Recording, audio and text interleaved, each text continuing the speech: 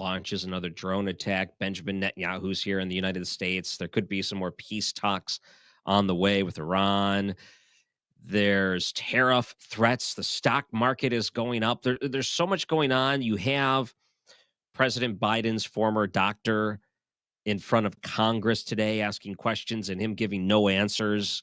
I don't even know where to start. There's just so much going on. And I feel like the two topics where I would be starting, which is the big testimony today, pleading the fifth, not answering questions about the health of the former president of the United States.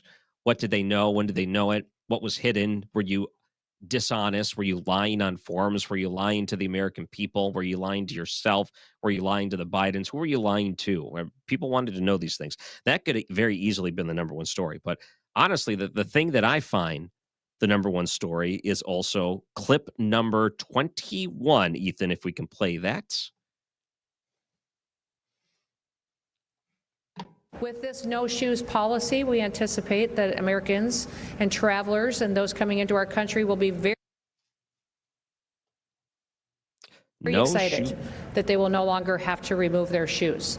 The one thing that I will say is that doesn't mean that there won't be times once in a while where someone will have to remove their shoes. If they get put into a different situation or need additional layers of screening where that may be asked of them.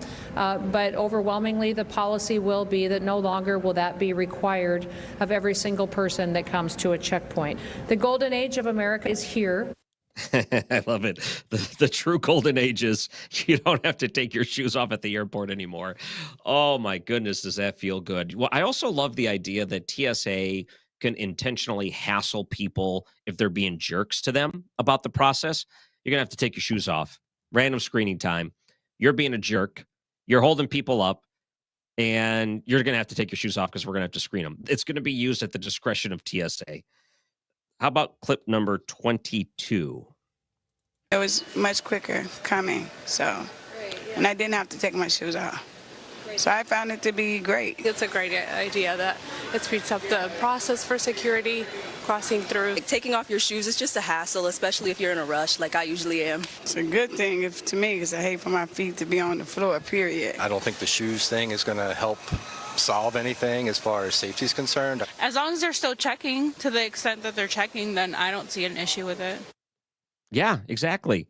They shouldn't have started it to begin with. I think after the shoe bomb guy was caught, they may have realized they got to do something. Maybe not 20 years worth of something, but they had to figure something out. And our producer, Ethan, who's in the studio here. Ethan, let me tell you what it's like when you're trying to travel with children. As an adult, as a parent, you're watching your kids. So you got to put this up on the conveyor belt. If you have something with batteries, put it in a separate bin. If you got something that's liquid, put it in a separate bin. If you got your belt and your wallet and your cell phone and your keys, put that in a bin. Then you got to take your shoes and put it on another bin. Then you have to replicate that based on everything else your children are carrying and making sure they're doing it correctly. Then your wife, your spouse, they got to do the same thing. And then when you get to the other end, you talk about pressure, Ethan, to try to get all those things back on in record timing, like in reverse order. You're trying to beat a world record to get all of this stuff back into your pockets, belt back on, shoes back on, wallet, keys, everything else. And at the same time, the conveyor belt's still moving and they're pushing those stupid little gray bins down of all your possessions that you want to travel with as you're trying to dress yourself in front of other strangers. One less thing to hassle yourself at the airport I'm looking forward to. But you're still young. I'm guessing it doesn't bother you as much when you're traveling. Right. I'm not sure what you're talking about. That sounds like a very extremely simple process that you just described. So I don't really get the big deal here. No, here's my biggest part that I'm excited about with it. First off, we talked about this a little bit yesterday. I am a TSA pre-check member, so I don't have to take my shoes off. I just get to walk through, and I get to waltz on through, short line and everything. It's great. But here's what I will say. I just recently became a TSA pre-check member, so I do remember the days of having to take my shoes off. And honestly, yes, adds a little bit of time, especially, right, depending on, if you have older fellows going through or you got kids like you mentioned. But honestly, overall, that's not even a big deal to me. The more so, the big deal to me that I'm glad about is I hate feet because feet are just gross and they smell and they just look bad. So I'm just glad that I'm not going to have to, well, like I said, if I were not TSA pre-check, I would just be glad that I wouldn't have to be walking around and being barefoot on places where people have their nasty freaking feet out all the time. That's the part that I'm honestly the most glad about. Wait, you mentioned TSA pre-check twice just to brag to me. Correct. Oh, I'm better than everyone else. I don't have to take my shoes off. Now all the peasants get the same privileges I do. You almost seem disappointed because you were in that upper echelon of travelers that got to cut the line and keep your shoes on, but now everyone else gets the same treatment you do, and you resent it. And it was only $60 that separated me from you for 5 years, $60. So I am happy to make that separation. Totally worth it to me. Wait, $60 is all it cost for that? Yeah, we went through this the other day, Ryan. $60 for 5. I think it's 5 years. Yeah, all of them have it. Fred has it. Ethan has it. Reardon has it. And I said the same thing you did. It's only $60 for 5 years. I'm looking into it. Yeah, now I'm going to have to. I don't travel enough, and then when I do, I'm just going to have to remember that. But that's kind of the thing. Expensive. That's kind of the thing. If you don't travel much, especially if you're coming out like Sue and I are, if you're flying out of Lambert Airport, where you can get through security most of the time pretty quickly because it's just never busy or rarely busy. That's not really an issue. You don't need it, right? But it's more pertinent, right, if you are, flying a lot, because then you're flying out of different places and you got some of these big airports around the country. And then, exactly. And then it takes forever, and all of a sudden, you're adding on a lot of time being at the airport. So it only takes, in my opinion, a few flights a year in order for it to really be worth it. Yeah, I'm seeing some of the comments online. One read, I saw Ethan at the airport. We made eye contact. He mouthed the words, "I'm better than you," to me, shot me the finger gun, which I thought was inappropriate because he used his middle finger when he did it, and then continued walking while I waited in line. Is there any truth to that, Ethan? Yeah. Well, I will not confirm nor deny.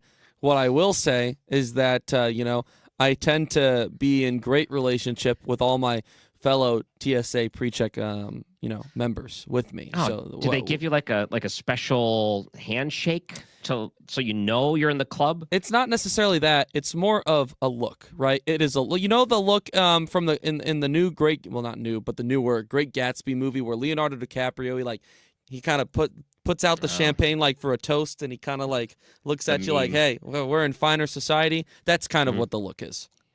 I can totally see you doing that. And then when you're on the other side, while all these other people are trying to struggle to get everything back on themselves and put their shoes on, there you are already at your gates looking for a Starbucks so you can sit down and drink a coffee. You said it. You just perfectly described it. You know what? Airport. They now say it's $77.95 for 5 years. God. $77.95. You got in at the ground floor. You saved some money. I guess getting in the 5-year pass. Yeah, I did that. I like I said, it's been less than a year ago since I did that, so definitely worth it. Well, if you weren't married, you could probably use that as a pickup line. I'm TSA pre-screened. Okay, no, you couldn't. Okay, no. I think it would work. You have a membership to Costco and you're pre-screened through the TSA. But with the shoes off, no more policy, it's better late than never. I don't know why it took so long for this to happen. There's been a couple of times where I was at Detroit's airport and I would go through and I went to take my shoes off and they said, no, you don't have to do that. This was like in the last year. So I think they might have been testing this out like a pilot program and realized you're just as safe keeping them on. And let me say this too. If there's anyone out there that's thinking about any funny business with shoes right now at an airport and we lose this privilege because of you, instant death penalty, I believe, should be implemented on that person. My initial reaction was like, whoa, that's a little bit strong. But after processing it very briefly, I think I'm on board with you. I think that's what it should happen. The punishment for messing this up for everyone, I believe, is a federal offense, which could carry up to the death penalty if it was done intentionally. All right, so coming up after the break, Bob Onder is Missouri's 3rd District Congressman, and there's so much vitriol going on towards ICE agents. I want to talk to him about that Coming up after the break, I'm Ryan Recker, filling in for Mark Reardon. Don't go anywhere. 97.1 FM Talk. Traffic from the 97.1 FM Talk Traffic Center. We've got a report of a traffic signal issue, and this is westbound 70 on the ramp to southbound Cave Springs. So just be aware. We had an accident on northbound 55. This is down at exit 58, Missouri 80. I mean, it's pretty far down there, but they do have all lanes closed. So if you happen to be traveling from pretty far down, you may want to know. Now, other than that, we're fine in the metro area. Southbound 270, just moderate volume from Page through 64. And westbound 70, a little slow at Wentzville. 64, some moderate volume out at Prospect. We look good on the Poplar Street Bridge, but there is a delay on the Illinois side. Road work to blame, and this is eastbound 64, just east of 159.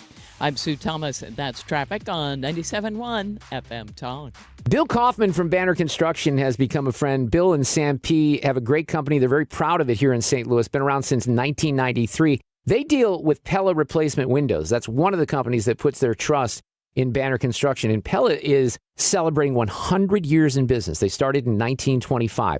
So if you have a need for new energy-efficient windows that look fantastic from the inside and out, high-performance windows, lots of options, different price points, of course, or James Hardie fiber cement siding. You want to put some new siding on your home that looks like wood, feels like wood, does not warp or get damaged like wood. They got you covered at Banner Construction. And I emphasize this all the time because they have so much experience. That's why these two big companies put so much trust in Banner, because they've knocked it out of the park time and time again. Go to the website and click on the showcase. It's bannerconstruction.com. You click on the showcase, you can see homes with amazing different styles. 314-569-1050 or bannerconstruction.com. Tell them that I sent you along. We, without hesitation, recommend that anybody work with ThrottleNet. The experience will be as good as it's been for us, for anybody, because you'll get a true partnership and you'll be able to rest easy that you're going to get the service that you need, while they're also doing all those things that you don't want to have to think about, that you don't want to have to worry about. They're always doing that in the background for you. Don't wait for your next IT crisis. If your business depends on technology, you need a partner that's got your back. Contact ThrottleNet.com to get a free IT evaluation and see how we can support your IT everything. I'm John Morgan of Morgan & Morgan. If you've been injured in a car accident, call America's largest injury law firm.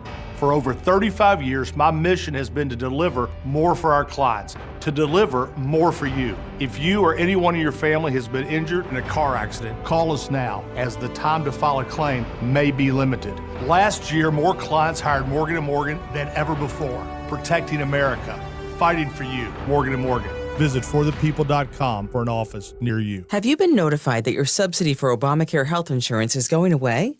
Well, you can leave now while you are still healthy and can qualify for much better individual plans. Greg Hammonds at greghammonds.com has been helping people get affordable health insurance with great coverage for over 35 years. Greg offers private health insurance plans that are not on the ACA marketplace. You can pick your doctors. For most claims, you won't even pay a deductible, and they're 30 to 60% lower cost than Obamacare. One more thing, there's no tax penalty at the end of the year. Greg even has plans that are guaranteed acceptance. If you pay for your own health insurance, you're uninsured, you're on COBRA, or your employer coverage is just too expensive, call Greg at 314-794-7784. That's 314-794-7784. Or go to greghammonds.com. That's greghammonds.com. He can custom design a plan by you, not the government. The Mark Reardon Show on 97.1 FM Talk. And I'm Ryan Recker, filling in for Mark Reardon. You can find me online at Ryan Recker on Twitter, Ryan Recker Radio on Facebook. Joining us now is Missouri's 3rd District Congressman, Dr. Bob Onder. Thank you so much for coming on today. Great to be back.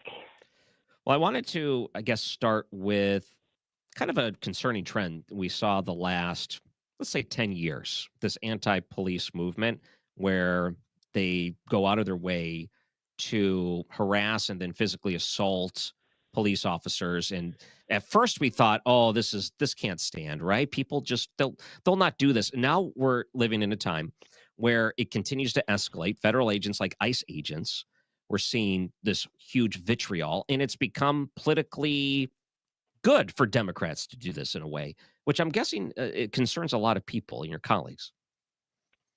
Yeah, you're right, Ryan. In fact, I think you have the timing about right, about 10 years. In fact, I believe it was the fall of 2014 when we saw the Ferguson riots right here in St. Louis after the death of Michael Brown in a police-involved shooting. Darren Wilson, the police officer, as best we can tell, even after investigation by 3 different agencies, including the Obama Justice Department at the time, really vindicated Darren Wilson. But for some reason, those on the left, especially Black Lives Matter and affiliated leftist groups, decided to demonize police officers. And it's continued. Of course, it had another uptick during George Floyd's death. And really now the demon seems to be the ICE agents and Customs and Border Patrol agents who are just doing their job of trying to keep us safe by enforcing our southern border. So there's been the Department of Homeland Security has reported a 500% increase in assaults on ICE agents over the past several years. This is really disturbing. And, being a law enforcement officer is a dangerous enough job anyway, much less when you have a whole political party or a whole political ideology demonizing you every day you go to work. You know what I found when I was doing the late night show, we would have discussions like this, and people that were in favor of the harassment and the physical assault on police officers would say they knew what they were signing up for. And what I find mostly happens if, like, let's say you're an ICE agent and things are very hostile and you know you're going to go into a situation where they're going to attack you for enforcing immigration law, you are on high alert. And the likelihood of escalating to the point of violence becomes a lot higher. So I feel like if you have certain Democrats out there that are trying to further this vitriol, you are inciting more violence. Yeah, I think there are a couple of things going on that I have to lay at the foot of the left, of the progressive Democrats, squarely. Number one is this demonization, this vitriol against ICE agents. Yeah, it's dangerous enough to do your job, whether it's as a St. Louis County police officer or a St. Charles County police officer. That's a dangerous enough job anyway. But when there is a political class stirring up hatred toward you all the time just for doing your job, not for doing something inappropriate or misusing force, but just for doing your job. If you, heaven forbid, you be an ICE agent who's involved in an ICE raid where a bunch of illegal aliens are apprehended, you're a horrible person. And so that's going on. The other thing is that when you have sanctuary jurisdictions, sanctuary cities, sanctuary states that do not cooperate with ICE and with federal law enforcement, what you have is, instead of a violent criminal who is arrested, let's say in California or New York or Illinois, instead of that person being turned over by California or by the city of Chicago directly to ICE, already in custody, already handcuffed. Instead, these sanctuary jurisdictions are just releasing those violent illegal alien criminals, where then the ICE agent has to go hunt them down, maybe in a dangerous part of town, maybe in a very dangerous apartment complex where drug gang members are known to live. This is just a very, very difficult time for these law enforcement officers, and it is really a tribute to the leadership of Donald Trump that, despite all of that, now ICE and Customs and Border Patrol are meeting their recruiting numbers despite the hazards. But this has got to stop. All right. So I saw that there's some more fights for the big, beautiful bill. And joining us here is Missouri's 3rd District Congressman, Dr. Bob Onder. And it lands in court. There's certain sections of it that are being fought by different groups. So where do you think the big beautiful bill stands now, and what do you think may happen to it in the future? Yeah, well, one thing that's very timely is it was just yesterday that some liberal activist judge, I believe she was out of Boston, enjoined the part of the bill that that defunded abortion Planned providers, Parenthood, yeah. defunded Planned Parenthood.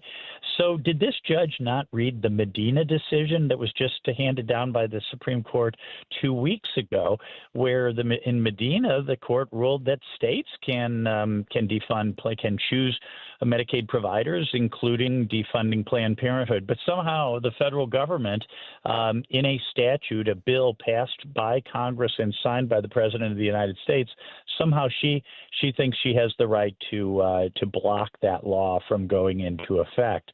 So this weaponization of law enforcement against everything the Trump administration tries to do, everything that we Republicans in Congress try to do, I unfortunately, I think it's going to continue. But I think most of the big beautiful bill will be enacted quite smoothly. Certainly, the basis, the core of the big beautiful bill is to continue the 2017 Tax Cut and Jobs Act, as well as making some big changes to tax law, like no tax on tips, no tax on overtime, a reduction in taxes on Social Security benefits. I think all those things will go into law very smoothly. But I suspect everywhere in the bill where we're trying to save the taxpayers money and get our fiscal house in order, I suspect the left, the Democrats will, and activist judges, unfortunately, will fight us every step of the way.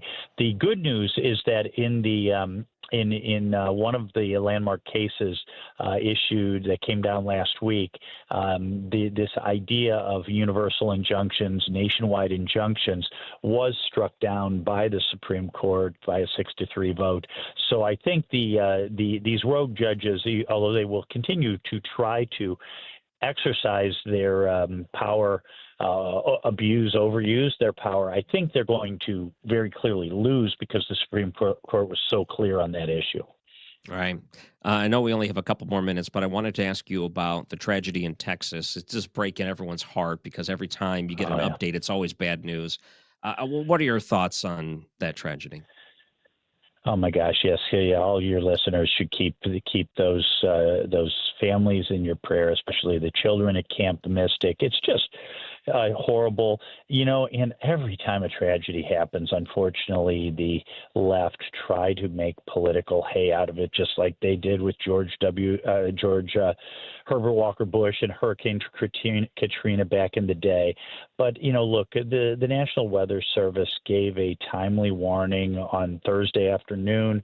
They issued a flood warning, and I know we're all kind of used to, ignoring flood warnings, but then at 1:14 a.m. on Friday, overnight, they issued an urgent flood warning. And then a few hours later, the river levels rose 26 feet in 45 minutes.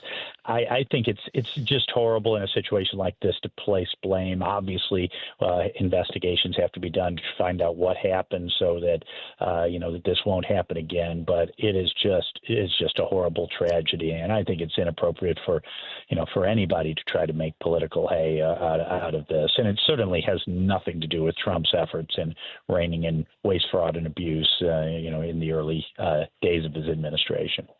No, it's just all the young, innocent people caught up in that flood. And you see the video of just how fast that water came up. It's almost, it doesn't seem like it could be real life, how fast this water rushes in there. It's almost like a dam broke or something. And just how fast this stuff goes. It's something that I'm hoping we can get some good news on, but it's every time you hear a headline, it's always bad news. And there's so many people still missing from this. Our hearts and our prayers go out to them. Missouri's 3rd District Congressman, Dr. Bob Onder, thank you so much for joining us on the show. We really appreciate it. Thank you, Ryan. Thanks for having me. And joining us after the break is Gregory Whitestone, geologist and executive director of the CO2 Coalition. in Virginia, and he's going to talk a little bit about this Camp Mystic tragedy and some of the climate narrative that's coming up from that. We're going to get his thoughts on it. I'm Ryan Recker, filling in for Mark Reardon. Don't go anywhere. 97.1 FM Talk. Traffic from the 97.1 FM Talk Traffic Center. On the roads this afternoon, we do have some volume on the Illinois side. Eastbound 64, east of 159.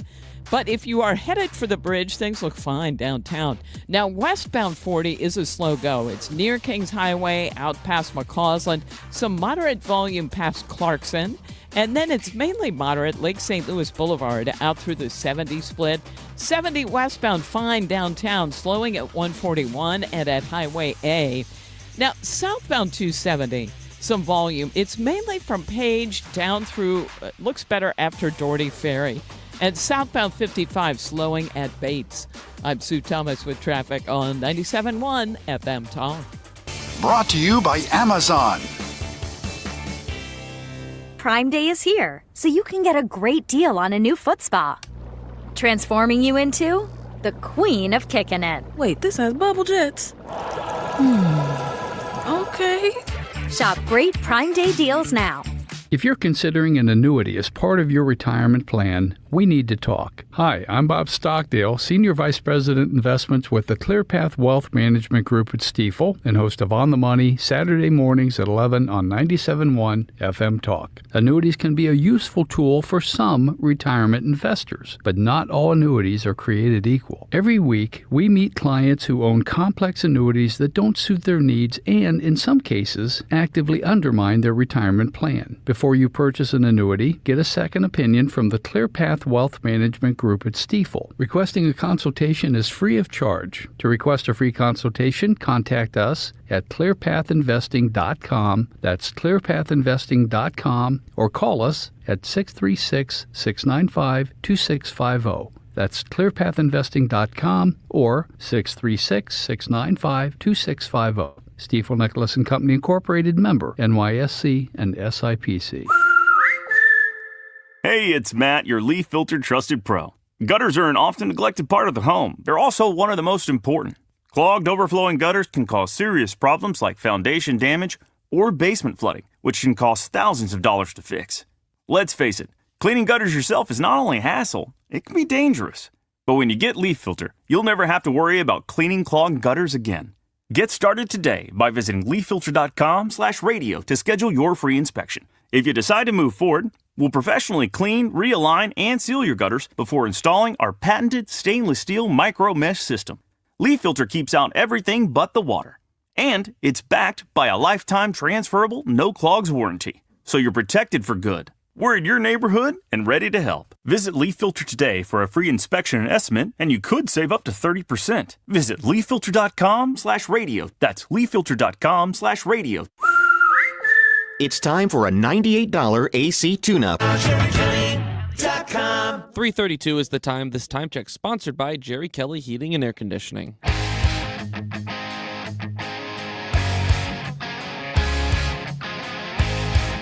You're listening to The Mark Reardon Show on 97.1 FM Talk.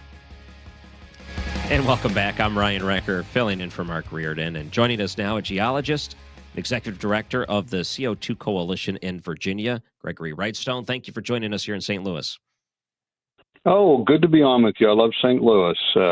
I've gone out there many times to speak at the Eagle Forum conventions and annual work. So I love St. Louis. In fact, the last time I was in St. Louis, I was 5 Antifa protesters came in the middle of my speech. So that's what I remember about St. Louis.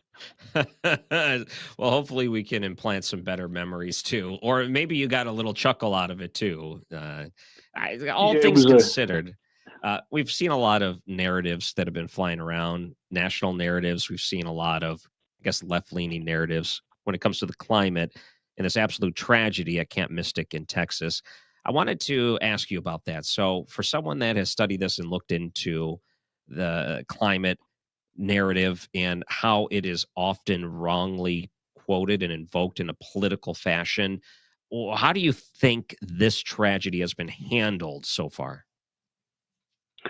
It's been handled very poorly by some of the left-leaning media. I'm looking. In fact, I'm finishing up a newsletter about this tragedy, and I'm looking at headlines here from NPR, National Propaganda Radio. Floods are getting more dangerous around the country, not just Texas. ProPublica, the Texas flash flood is a preview of chaos to come. Inside Climate News, climate change helped fuel heavy rains that led to devastating Texas flood.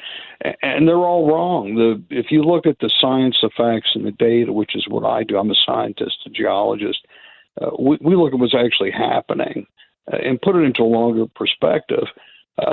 And we see that these unusual events, and this was an unusual event, but what they don't tell you is if you look over the last 100 plus years, there have been floods even worse than the one we just saw on July 4th in that same Guadalupe River.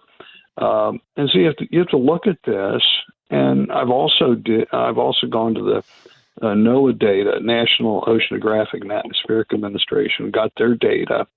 I was able to retrieve data back to 1996, not a century of data, but we've got 25, 30 years of data on flash floods in Texas, and find that they've been in decline since 1996, not increasing. If climate change was going to be responsible for this, you should see some relationship with that. And the other thing, we're finishing up a Texas report, Climate in Texas. The subtitle is No Climate Crisis in the Lone Star State.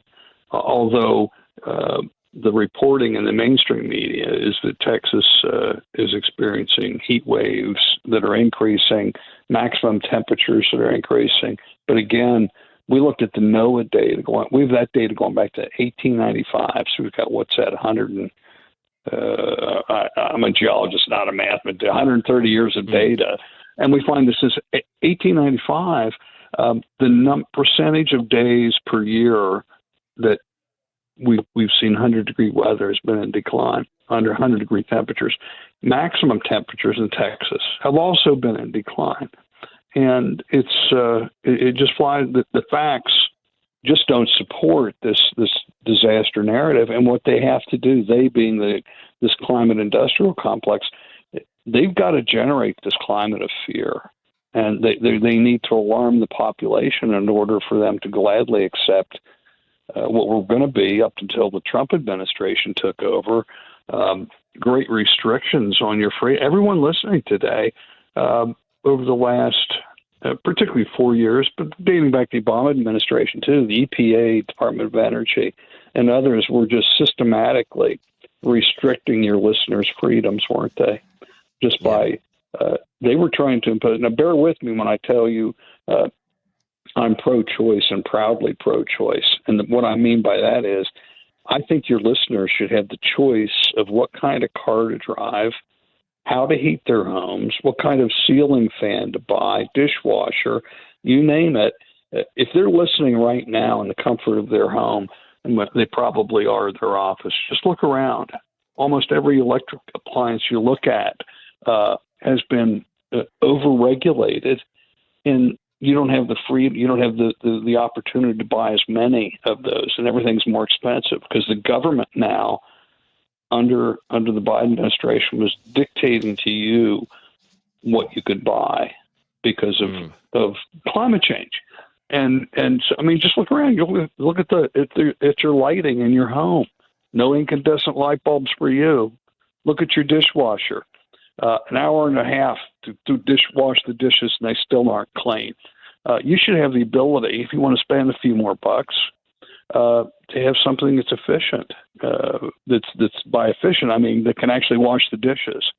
And so your listeners' freedoms have been systematically removed, and that's what we're seeing rolling back of these overreaching regulations from Lee Zeldin at EPA, Chris Wright at Department of Energy, and others. Boy, it's just good stuff coming out of D.C. Now, just yesterday, Trump signed another executive order about this, rolling back federal subsidies. We're talking tens of billions, maybe $100 billion of federal subsidies supporting uneconomic wind and solar. and I understand there's more to come. So this is good for the American people, good for our budget, and good for the environment. Yeah, what I've noticed, and maybe we can look at this a little bit, because when we discuss when the claims that we saw during the Biden administration, certainly during the Obama administrations about climate change, they said we need to spend these billions and billions and billions of dollars in order to research and implement alternative energy, or we need to tax and we need to make sure underdeveloped countries aren't affected by the guilty things we do here in the United States. Do you think there's a chance that maybe as we cut back funding on these ineffective programs that had real no impacts, that maybe we'll look at events like what we saw in Texas, and we could start mitigating some changes when it comes to our infrastructure to try to prepare ourselves for some of these things happening? Because that's the stuff that's really going to save lives. If we work with the infrastructure to try to stop these, waters coming into where the water shouldn't be, maybe the sea levels or maybe rivers overflowing, things like that, because we have so many people living in these areas that are prone to this anymore. We should be using that money to protect them, as opposed to saying we need to invest in these companies that are going to go bankrupt and nothing will happen. Absolutely. I think the first thing we have to establish is there is no climate crisis. There just is not. And in fact, my latest book, which is A Very Convenient Warming, we've gone beyond that. I show that modest warming combined with increasing CO2 is leading to the Earth's ecosystems that are thriving and prospering and the human conditions improving. Humanity's benefiting from modest warming and more CO2. And so what we look at, you're right, spend this money on mitigation. The hill country of Texas is quite unique in that they're very, very prone. They call it flash flood alley. If you just search on the web, flash flood alley, and it's this hill country that the elevation increases 500 feet or more over a fairly short period of time. There's very thin soil, so when it does rain, and there are gullies, it's mountainous. There's no soil virtually to soak up any of the rain that falls, so it's prone to flash floods.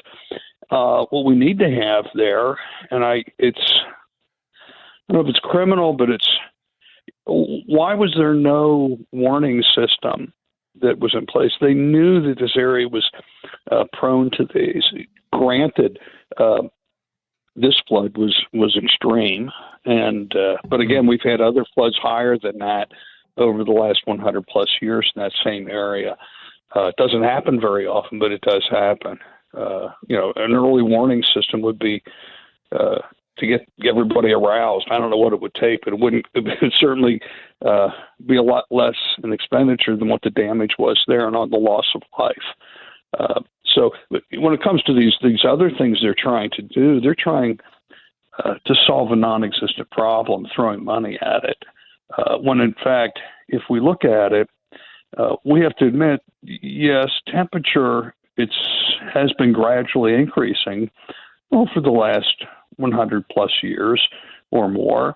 And it's thankful because we look back through time, and one of my favorite topics is this close correlation between human history and temperature history. And we find that just systematically over the last thousands of years, higher temperatures have always correlated with huge benefits to humanity. We saw great empires and civilizations arose during the previous very warm periods. And we're in a warm period now, and it's warming, thankfully. But it was the cold periods. If we look back through the Greek Dark Ages, the Dark Ages, the Little Ice Age, these old cold periods were just horrific to humanity. I mean, we saw famine, starvation, mass depopulation during the cold periods. Isn't that just opposite of what we're being told? History tells us that we should welcome the warmth and fear the cold. So people like Al Gore and John Kerry and Greta Thunberg, they would call me a science denier. I'm nothing of the sort, but I would call them history deniers because they're denying what human history and climate history tell us. We should welcome the warmth and fear the cold. As they would say, how dare you? Okay, so if Gregory Whitestone, if people wanted to find you online, where can they go? Well, CO2coalition.org, CO2coalition.org, my latest book. If you just Google 2 words, convenient warming, you'll take you either to my website or to buy it on Amazon. So convenient warming. And so we've got, we're very proud. We're the preeminent scientific organization in the world fighting back against the climate crisis nonsense. You know, there is a lot of this nonsense that goes on with it. And, you know, what I find is that if we were to audit the amount of money as a nation that we've spent on this over the past 20 years and see what the results are, we would look at it as a cost analysis and realize that even if you truly believed the things that were being told to you, the finances don't check out. You would notice that they're not effectively spending the money the way we should effectively be spending taxpayer money. There's much better ways to handle this sort of thing, even if you do buy into it, that maybe there is some common ground here that people can reach, and then they can actually find some solutions that both people could agree to that benefits the nation. Well, I'm going to push back on that at all. You're talking about solutions. If there's a solution, there has to be a problem. I just do not see a climate crisis problem. We just don't. I mean, look at the vegetation is increasing greatly from the near polar regions to the equator. Crops are breaking records year after year after year from the coldest countries to the warmest countries. Increasing crop production is outpacing population growth. Deserts are shrinking, forests are expanding. What they're doing is these people, this climate industrial complex, I call it. I'm sorry, they're flat out lying to your listeners every day about this, and we can see just point time after time after time and item after item that they're being lied to. So, I don't give an inch on trying to find a solution to a non-existent problem. We shouldn't spend, not only should we not spend the trillions that are being proposed, we shouldn't spend one red cent to solve a non-existent problem. Let the people keep the money, spend it. This is where I would say that I think you can find something that you would agree on. And this is where I would look at it. I would say we got old levees, we got old bridges, we got outdated sewers, we got no places for this water to run off to. The drainage is bad. We're overpopulating areas that are prone to flooding. I say we can look at that and say, spend the money on infrastructure and mitigate those problems that are natural. Use the money to mitigate those problems. And I would say that the other side would agree with that. Okay, even if we were to spend the money that way, it would be effective in our ledger. If we looked at it, it would be fiscally responsible to spend the money that way as opposed to where they have spent it. It is. But this Texas, this hill country, it's hard to see unless you and maybe they should, is just ban people from building in these floodplains. But then again, are you going to ban people? I've lived in West Virginia for a number of years, and the only place to build a home are basically in the floodplains or in the mountainous areas. That's the only place that's level, unless you go to the very top of the ridges. So you're confined to these the areas that might flood. And the same with the hill country. Where are you going to put your homes and your camps? It's not on the sides of the hill. And so, it's a little bit more complicated. In that area particularly, I think a good use of the money would be an alarm system, because they did have forewarning, but the people just didn't know it. Alarm system, there you go. It should be pretty cost effective. Gregory Whitestone, geologist and executive director of the CO2 Coalition in Virginia. Thank you so much for joining us here in St. Louis. Thank you. Appreciate that. I'm Ryan Recker, filling in for Mark Reardon. Don't go anywhere. 97.1 FM Talk. Traffic from the 97.1 FM Talk Traffic Center. Crews have been working with an accident on westbound 6440 right there at Clayton Skinker. They had the two left lanes blocked, and they've moved the camera, so I cannot tell whether they've got it moved off onto the shoulder. But traffic does look like it's unwinding a bit in that area. Also reported was a traffic signal issue westbound 70 at southbound Cave Springs. And an accident reported on the ramp from eastbound 6440 to Olive. Watch for that one on the right shoulder. Now, southbound 55 slows at Bates. We've got southbound 270 with slow pockets south of Page, down through Doherty Ferry, and out west some moderate volume on 64 and 70, mainly as you head toward their merge. On the Illinois side, eastbound 64 jams headed just east of 159, and westbound is a slow go at Route 4. This report brought to you by Point with an E Pest Control. I'm Sue Thomas, and that's traffic on 97.1 FM Talk. Point Pest Control is reminding you it's time to spray for mosquitoes. How can something that tiny interrupt your outside gatherings? Have Point Pest Control spray today so your next outside gathering is mosquito-free. 636-798-0023. Mention Annie to save an additional 10%. PointPestControl.com. I'm trying to get on the same page with some friends to go out to Innsbruck. I mention Innsbruck all the time. Innsbruck is a perfect getaway close to home. It's less than an hour from St. Louis. You can buy a house out there. You can build a house. You can rent a house. We do a rental. We usually do dog-friendly. If it's in a season where it's a little cooler, maybe a hot tub, but they have lakes, hiking trails. They have a beautiful golf course. They do have a pool with a lazy river, horseback riding. The list goes on and on and on. So it's not as far as the Lake of the Ozarks. It's much closer. It's peaceful. It is beautiful. It really is serene out there. And if you're looking for a property out there, whether it's your primary residence, a vacation home, or even an investment property, they have lots available. They have the Treehouse development, which they introduced a couple of years ago. Go to the website. If you go to Innsbruck-resort.com, you can see everything about Innsbruck. Dip your feet in the water by doing a rental for a weekend, for a week, for a vacation if you haven't made plans. But if you're interested in property, they do have experts on site that can help you. Innsbruck-resort.com, 636-928-3366. Your biggest choice in home restoration is, who do you trust with your home, your most valued asset? Few can match Banner Construction's experience and dedication to excellence. Banner is an elite preferred James Hardie contractor and Pella window specialist. Restoration is a one-time opportunity to have Banner's design team show you architectural options to make your home the neighborhood showcase. Call for a free consultation, 314-569-1050. Now hiring qualified carpenters. Speeding while driving gives you less time to react. Another car could turn out in front of you. A pedestrian could be walking their dog. Follow the speed limit to keep them safe. Speeding catches up with you. Paid for by NHTSA. The Mark Cox Morning Show. Thursday, President Trump gets another big win at the Supreme Court.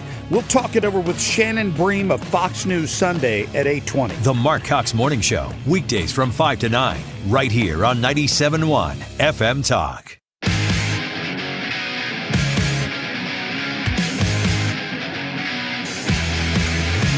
The Mark Reardon Show on 97.1 FM Talk. And I'm Ryan Recker, filling in for Mark Reardon. You can find me online at Ryan Recker, Ryan Recker Radio. Got a couple minutes here. President Trump sat down with Peter Doocy. Well, let's put it this way. I think that some of the different support out there come in non-traditional ways. And one that really surprised me over the past couple of years is John Fetterman from Pennsylvania. It seems like, for example, the strikes against Iran, he said it had to be done. It was the right thing to do. And even when it comes to ICE support, it's kind of interesting to see where sometimes Democratic congressmen sit on that, in this case, or senators rather.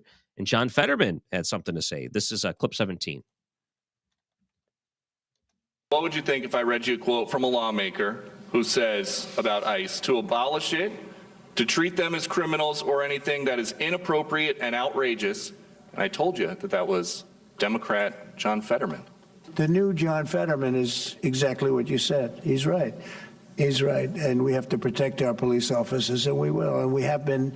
If you saw the stats released by the FBI the other day, the murder rate's way down, the lowest it's been in a long time, and that took place over the last 6 months. For the last 6 months, murder, it's a hell of a subject to have to talk about, but murder is way down at almost getting to be modern day records. So that's despite the fact that we have a lot of people that came into the country that shouldn't be here. I like that he has to preface this by saying, by the way, the person that said that was John Fetterman, almost like it's Paul Harvey and you're waiting until the very end to see who he's talking about. And that young man was Senator John Fetterman. Now you know. It's very Paul Harvey of Peter Ducey. Also asked about the interview is the latest on Iran. Where is that going? Where is it at? This is clip number 19. A few weeks after the strikes that you ordered on the nuclear facilities in Iran, there is an Iranian official who says you, President Trump, have done something that he can no longer sunbathe in Mar-a-Lago. As you lie there with your stomach to the sun, a small drone might hit you in the navel. It's very simple. Do you think that's a real threat? And when is the last time you went sunbathing anyway? It's been a long time. It's been a long time. I don't know. Maybe I was around 7 or so. I'm not too big into it. Yeah, I guess it's a threat. I'm not sure it's a threat, actually, but perhaps it is. Yeah, kind of an empty threat. I think they would know. It'd be kind of hard to get that under the radar if the president was out there. If you want to talk about sunbathing, I mean, people with their shirts off on the beach, that is what Joe Biden did through a large percentage of his presidency, spending time on the beach. Same thing with what's going on in the Middle East. If we can play clip number 20, he was asked about that. Axios says a secret White House meeting between Steve Witkoff, Ron Dermer, and a Qatari envoy on Tuesday led to significant progress in the negotiations over the Gaza hostage and ceasefire deal. What can you tell us about this secret It's very possible. meeting? I will tell you we're getting very close to a deal. I don't know if it's secret or not secret, but it doesn't matter to me. Secret's fine if it gets us to where we want to be. We want to have a ceasefire. We want to have peace. We want to get the hostages back. And I think we're close to doing it. Isn't that something? What's interesting about Donald Trump as a president, he knows that he can talk freely at any given time because he has the authority to do so. So if he's breaking news to people, which he's done on several occasions, mention things that he shouldn't have been mentioned that turn out to be true, that should be encouraging if the thing he's talking about is peace there in the Middle East, which is a very difficult thing that has been attempted and tried even during his first term in the presidency. And pretty much every president has tried and failed for that very same reason. One other thing that happened today, I think we have time to play this. We got about a minute. No, we don't have enough time, but we'll have to do this at some point during the show. Joe Biden's doctor invokes the Fifth Amendment in the House probe and asked over and over again about the health of Joe Biden, the declining health, the obvious mental decline, the physical decline, where he was at, what you were signing off on. All I can say is I understand why he took the Fifth, because he's trying to protect himself legally. But if you were to start looking into this and getting access to what he knew and the evidence around it, if this were any other doctor, if this was your doctor, and let's say you have an elderly parent and the doctor was lying about their medical condition to hide their condition, to me, sounds like you could lose your license over lying on these medical documents, especially if they're doing it for the sake of allowing that person to continue to work, because that's a danger to that workplace at that point, where now we're talking about incompetence being the biggest thing that they can say in their defense, which is not a good thing for Dr. Kevin O'Connor. All right, I'm Ryan Recker, filling in for Mark Reardon. Don't go anywhere. 97.1 FM Talk. Traffic from the 97.1 FM Talk Traffic Center. Well, this afternoon, let's say you're leaving the office, and if you are westbound on 70, there's some moderate volume at Jennings Station Road. Now, eastbound is a little slow past the airport, nothing too terrible. And then 70 westbound slowing again, approaching A out through Wentzville. Mainly moderate volume on 6440 as well, Kings Highway out through McCausland. We've got southbound 270 with slow pockets from Page down through Doherty Ferry. And let's see, what else on 64? Well, out west, it's slow, but it's mainly at Lake St. Louis Boulevard. And we're starting to see some volume if you are headed into Illinois on the Poplar Street Bridge. It's fine on the bridge right now, but the approach is slowing. Southbound 55 slowing at Bates. And there's volume on the Illinois side, eastbound 64 on either side of 159. And westbound, we've got road work near Route 4, and that's caused a jam. This report brought to you by Jerry Kelly Heating and Air Conditioning. I'm Sue Thomas, and that's traffic on 97.1 FM Talk. Mark Cox here. Let me introduce you to my friends at the Lit Cigar Lounge in St. Louis, where luxury meets comfort. Premium hand-rolled cigars, an extensive selection of rare bourbons and whiskeys and craft cocktails. It's comfortable for non-smokers, too. They have a state-of-the-art ventilation system. They have private lockers and live music every Friday night, perfect for date nights or business meetings or just winding down. Visit litstl.com. We've been here 30 years, 30 Christmases in this house, and we have the traditions that most families have. That's Terry talking about her experience with Rhino Shield ceramic coating. We did Rhino Shield 14 years ago, and the house still looks the same as the first day. Rhino Shield really worked with me to help me get just the right, nice, soft yellow, and it's 14 years later, and it's the same color. The main reason Terry called Rhino Shield is because it's backed by its 25-year transferable warranty. It just sounded wonderful that we could have the house coated with Rhino Shield and not have to worry about it again for 25 years. Take it from Terry. Give Rhino Shield a call now for a free evaluation. 877-25-RHINO. 877-25-RHINO. Or visit 877-25rhino.com. There have been neighbors that have come by and said, "Did you just have your house painted?" Because they wanted to know who the contractor was. And I said, "No, it's actually Rhino Shield." 877-25rhino.com. KFTK FM Florissant from the Kaufman Townsley St. Louis's Injury Lawyers Studio. Call 314-500-5000. That's 314-500-5000. All on the free Odyssey app.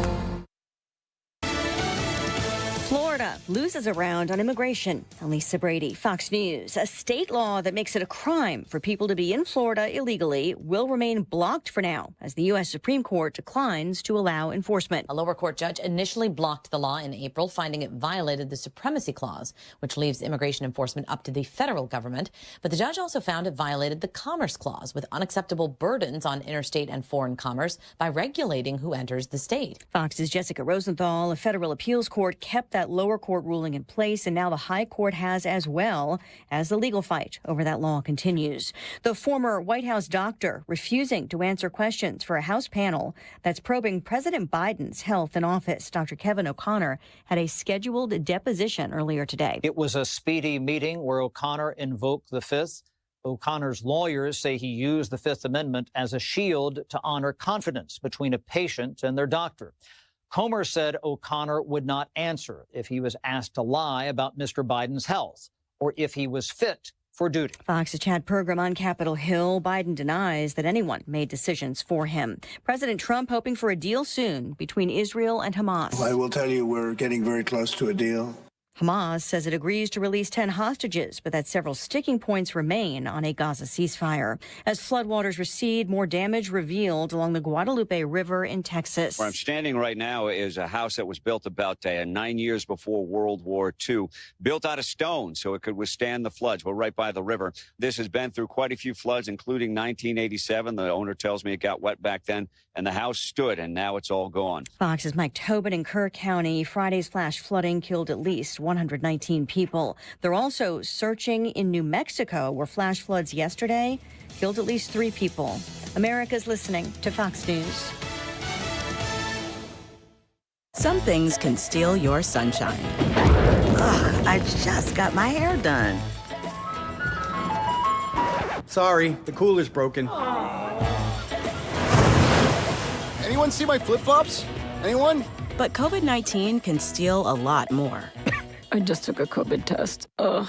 Prescription medications for COVID exist. If you test positive this summer, ask your doctor if they're right for you. Visit PfizerForAll.com/COVID-19 to learn more. Sponsored by Pfizer. An official message from Medicare. I turned 65 this year. I knew it was time to figure out Medicare, and I had questions, like when to enroll and how to enroll. So I went straight to the official source, Medicare.gov, to get the facts about Medicare. I found answers to all my questions, and I'm ready to get started. And so can you. Just go to Medicare.gov to get the real facts about Medicare. Paid for by the U.S. Department of Health and Human Services.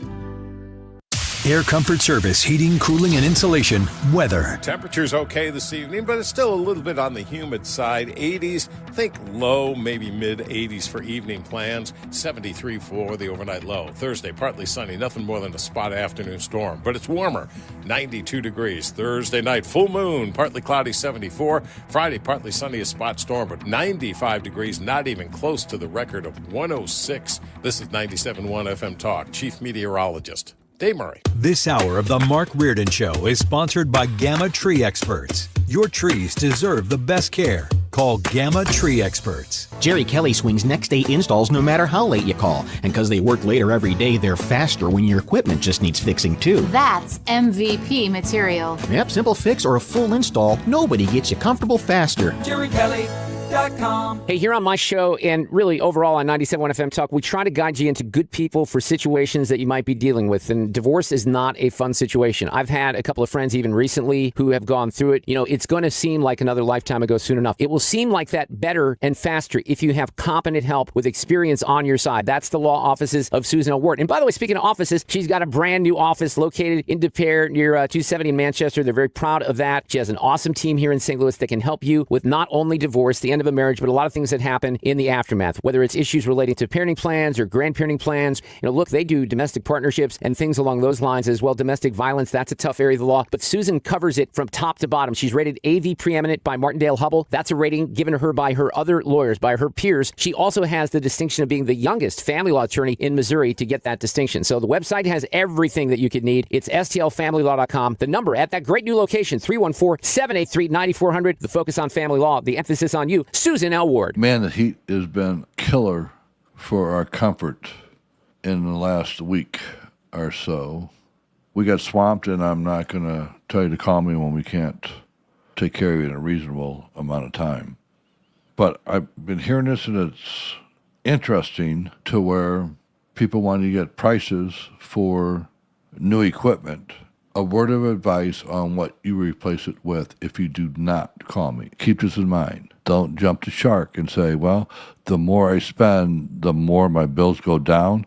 You and only you know what you spend a month on your utilities for cooling and heating. If you were told you need a new air conditioner or you know it's just not working for you, call me, Bart Inman, one easy number, Missouri and Illinois. The only number, Missouri and Illinois, is 314-293-2600. God bless. Hey guys, Glover here for my friends Mark and Neil Gelman of eXp Realty. If you need to sell your home to buy a new one, it's never been more important to have an experienced negotiator that you can trust. You need my friends Mark and Neil Gelman on your side. 314-336-1991. Go to thegelmanteam.com. Hey, it's Annie. Get your conceal and carry with the certified experts at STS Armory. From beginners and ladies only to pepper spray, STS Armory has the class for you. Call 618-931-GUNS or stop by in Pontoon Beach at the corner of Highway 111 and South Drive. Mark Cox here for my friends at Home Shield Foundation Repairs. When it comes to uneven concrete in and around your house, they can use their polyjacking equipment and level up your sidewalk, your driveway, even your basement floor. Matt Hayes, the owner, has shown me some incredible videos of erosion that can happen in your soil. But Matt can take care of that in a heartbeat. He's worked with a lot of my listeners, and we appreciate it. They offer lifetime warranties on all of their work and do waterproofing as well. Go to HomeshieldFoundationRepairs.com. This is the Mark Reardon Show on 97.1 FM Talk. And welcome back. I'm Ryan Recker, filling in for Mark Reardon. You can find me online at Ryan Recker. And before we went to break, just briefly talking about former President Joe Biden's physician, Dr. Kevin O'Connor, in front of the House Oversight Committee, refusing to answer questions and pleading the fifth. And it got me thinking about this too. I thought, okay, let's say you're an elderly person and you go see the doctor and you realize that you're not all there. Okay. Doctor realizes it. People realize it. Generally speaking, they share this information with your spouse. Is it possible that Jill Biden, as the spouse of President Joe Biden, was told all these things and she was given the opportunity to stop understanding that, let's say maybe Dr. Kevin O'Connor wasn't lying to them? and she's the one that wanted to further things. Is it possible that plays into some of this? It makes me wonder, but you're not going to really get the full account, but you're going to find a lot of other pieces of evidence that may point you in that direction. So let's look at this too. Biden's doctor, Kevin O'Connor, was given some questions. Chad Pergram was asking. This is clip number 1. Dr. O'Connor, did you take the fifth at all points? Did you take the fifth because you're trying to cover up what the president's state was? Is he healthy now? I think the question, is he healthy now, would imply that he may have gotten better, which he hasn't. I'm guessing he's in the same state. All things considered, Joe Biden can answer these things for himself. He can go out in front of a reporter and just show that he's fully competent. He always has been, always will be. But he knows he can't do that. The American people got to see that he's incapable of doing it. I knew during the election cycle back in 2020, when he was up to debate, answering questions, we knew that he wasn't there mentally even then. But a lot of people, including those that are just so much filled with hate rage for Donald Trump, refused to believe it because they understood this was their chance to get Donald Trump out of office. They would rather stick with the person and try to ignore all the red flags and warning signs of the person's mental decline, thinking maybe he can just stick it out a little bit and Kamala Harris can become president. He can step down at some point during the presidency. I think what they totally underestimated was the power grab of perhaps a Jill Biden may have played a factor into that, but also the stubbornness of a Joe Biden. And he's always been stubborn his whole life in his career, that he wasn't going to step down willingly. He wasn't going to resign as president of the United States after he won that election.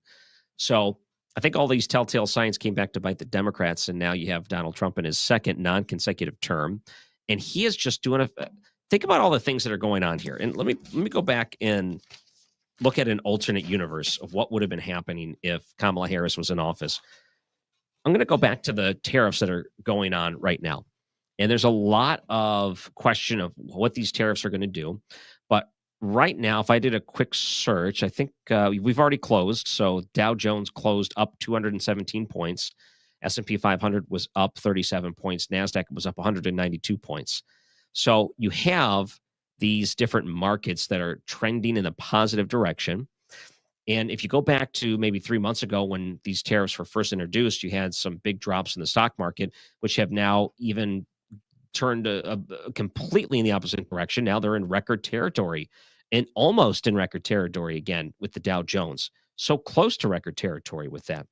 I mean, it was just over 45,000, I think, is what it closed last time it was in record territory. That was at the end of the year. I think a lot of the stock market was anticipating the friendly tax structure that Donald Trump would be bringing in. But I think after these tariff things are settled down, you're going to see a huge skyrocket and then get back right into record territory with it. But let's put it this way.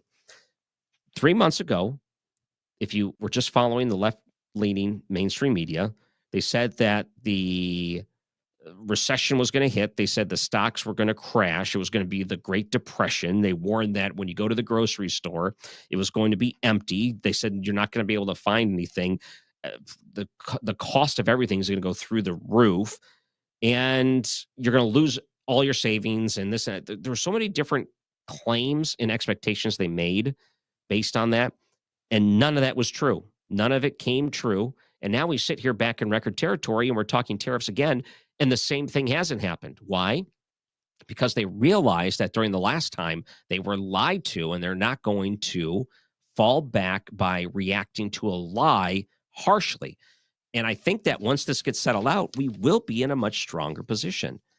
Imagine what would have happened if Kamala Harris was in office right now.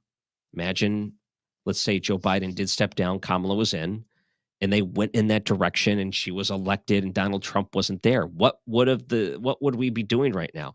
We'd be talking about jamming inflation again through the roof as we wrote more checks that we can't cash to pay for programs that people really don't want. That's what we'd be talking about right now.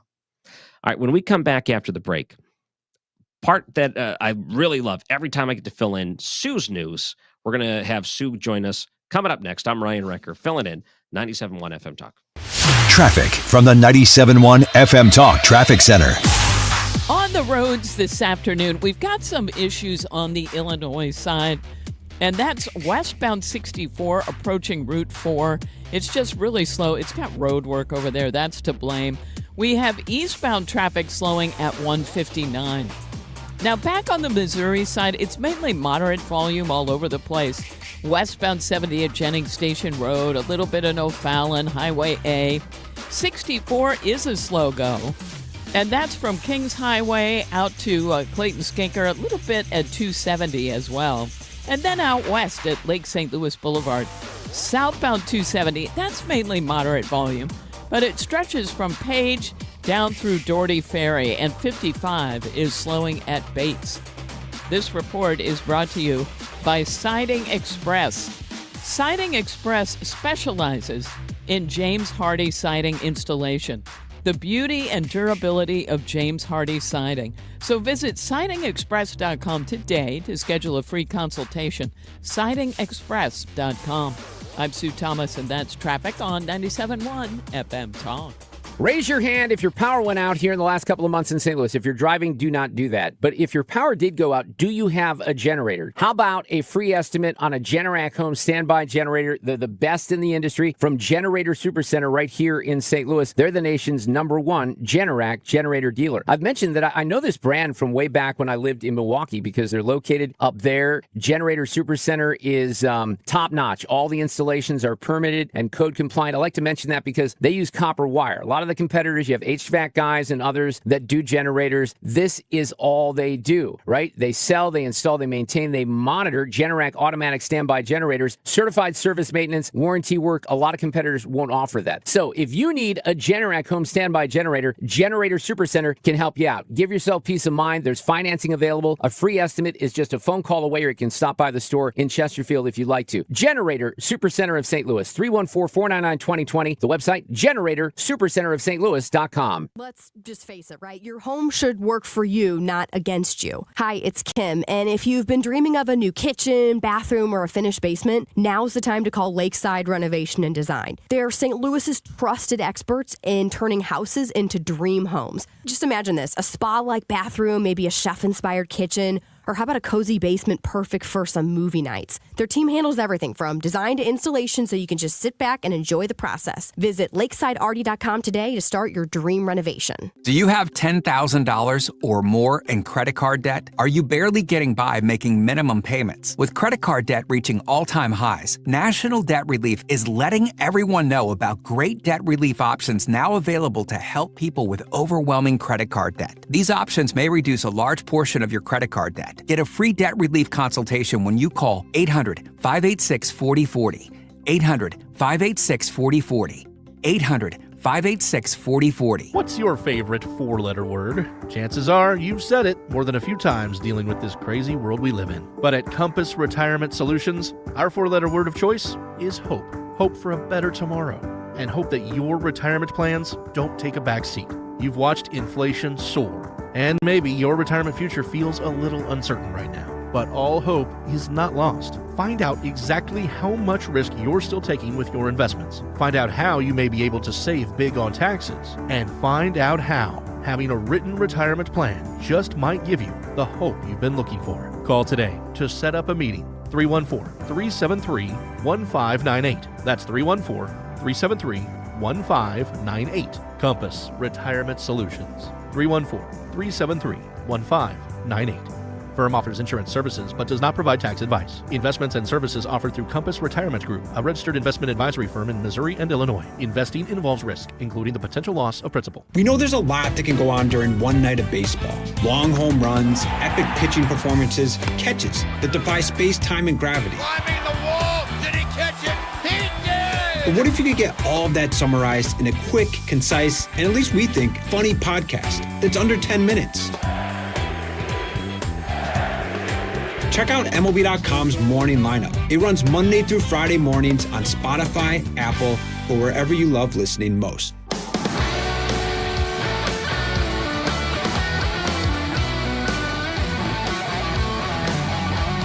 The Mark Reardon Show on 97.1 FM Talk. Welcome back. I'm Ryan Recker filling in for Mark Reardon, and we have ourselves a lot of the show. And Robert Bryce is going to join us coming up in about 15 minutes from now. His latest piece takes a closer look at President Trump's tariff plan and what that's doing for copper prices at a record high. It's so interesting. We think gold, we think steel, but copper prices, that's such a big conversation piece right now, so we'll get the very latest with him. All right, let's do Sue's News. These allegations are deeply concerning. Does the president have any comment? We're not going to comment. It's not clear messaging. No. And now, Sue's News. Brought to you by Sue. I want to thank you, too, for braving it in the studio today. It's where it chilly in here today. is 66 degrees. Wow. Man. So I had my jacket on almost immediately. You saw me over here, and I don't know how you do it with the short sleeves. I know you use that raggedy blanket over here that we keep in the studio, but I don't. Is it doing justice? This is my raggedy blanket from my trunk that has lived here for probably 10 to 15 years. Well, now it sits as a cover. Wow. Yeah. It sits as a cover for this random book pile we got back here. I feel good about my own bad blanket. Okay. You know what I mean? Yeah. Rather than it's someone else's gross blanket. It's mine. That's fair. Yeah. You're the only one that actually uses it as a blanket. Because I know where it's been. Fair, you understand. Fair enough. It is 66 degrees in studio today, you. for those wondering.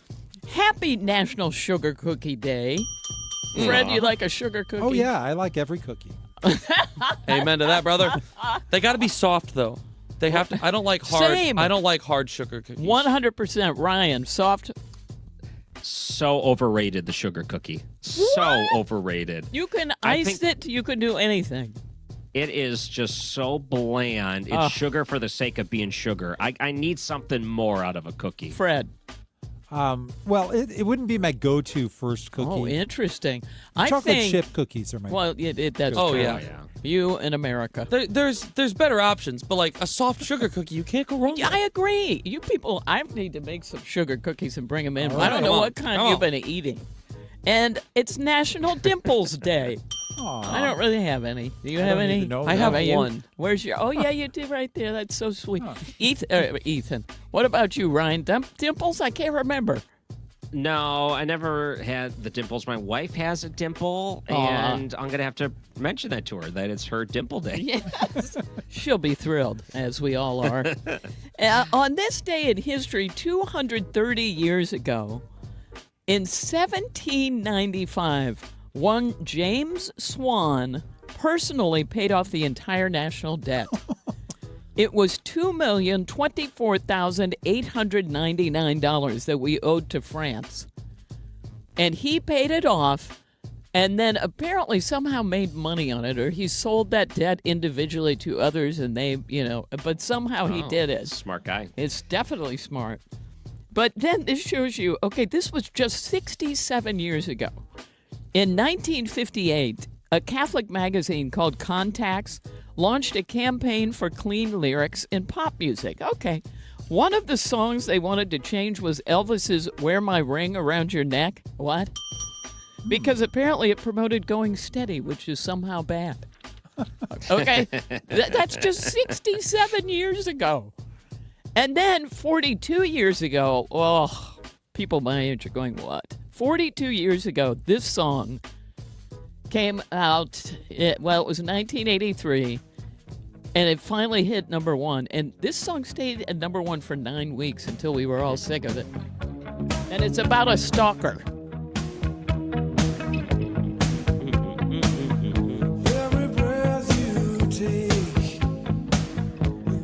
But people thought it was a love song. But it really isn't. It's about obsession. You knew this, Ryan. Yeah, I do know that.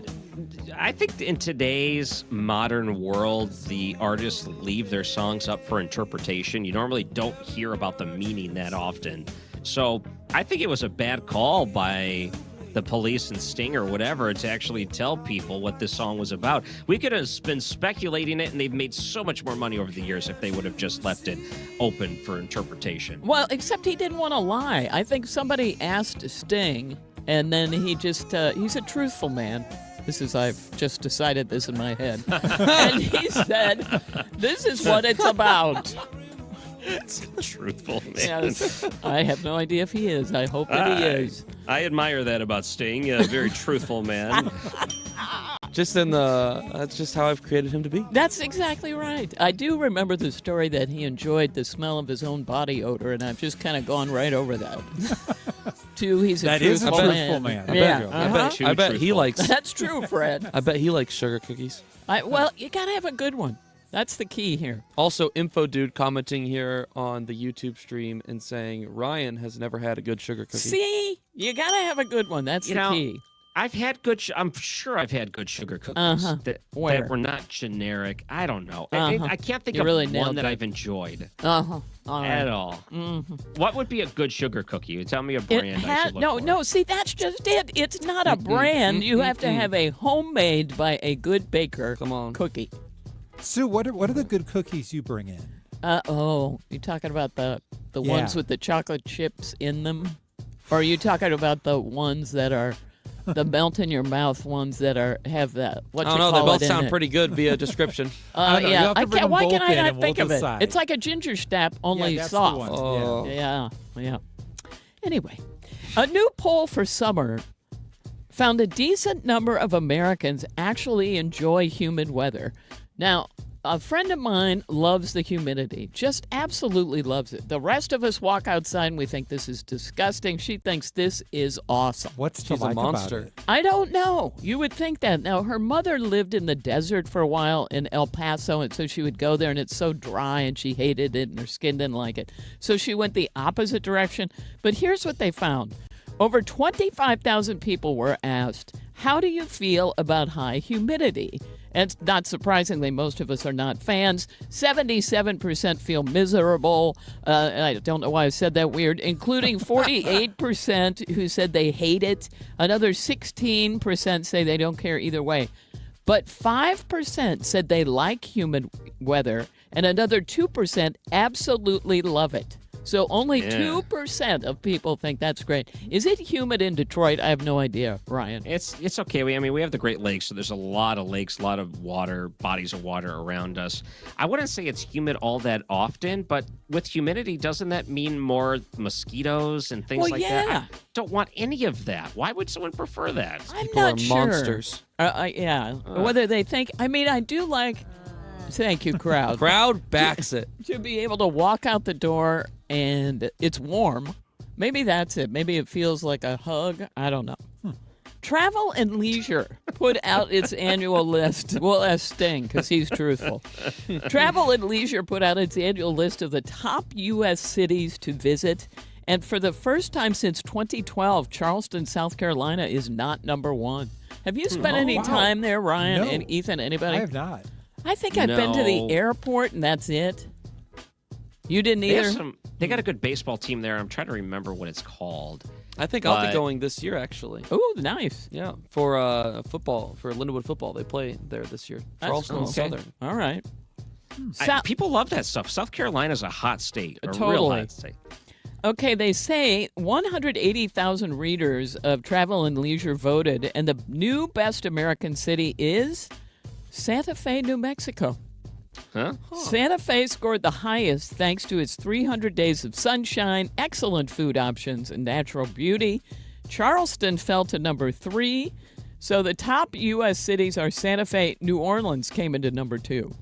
Charleston, Savannah, Alexandria, Honolulu, Greenville, New York City, Asheville, North Carolina, I still have to get there. And Chicago was actually number 10. I know, it just seems odd. All right, this is my good story of the day. There was a 72-year-old woman in Montana who got pinned under her riding mower. It gets better. When it tipped over. And she lives on a lake in a remote area. Nobody else was there, but 2 14-year-old boys saved her life. They went by in a fishing boat and saw her. Now, she got pinned under the side, not the blades. But 5 people, they ended up having to call 3 more people. It took 5 people to lift it off, and she was there under this thing for, they think, 4 hours. Oh, wow. Danny Fur. It could have been her grave. It could have been. Here's a little bit of quotes here from him. I went down several feet, but the rock stopped the lawnmower from going the rest of the way, so it just rolled over on its side, and I was trapped underneath it. And we figure I was there for about 4 hours. I thought I was on my last breath, and then I saw my heroes come. So I was basically telling her, you're not gonna die, you're gonna stay with us. I feel like there was some sort of divine intervention to make me look at that hillside and see her. They will be with me for the rest of my life. Isn't that nice? Wow. Yeah. And finally, when did Sting show up with a sugar cookie? Finally, in Sue's that shortly news, after? today's random fact, Texas, not only is Texas not the largest state, but if you cut Alaska in half, Texas would be the third largest state. Oh, That's how big Alaska is. Anyway, that's it for Sue's news. All right, good old Sue's News. Fox Business coming up in a moment on the Mark Reardon Show.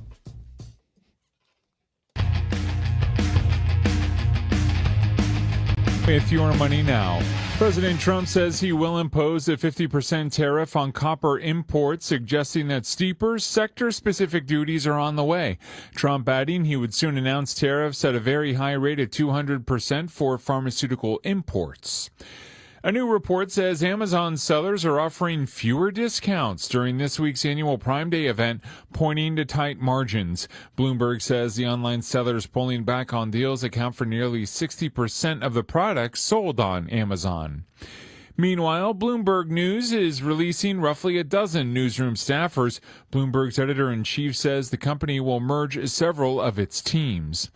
On Wall Street, stocks finished the session higher, with the Dow gaining 217 points. The S&P 500 snapped a two-day losing streak, and the tech-heavy Nasdaq set a fresh record, up 192. U.S. crude oil futures for August are above $68 a barrel. That's your money now.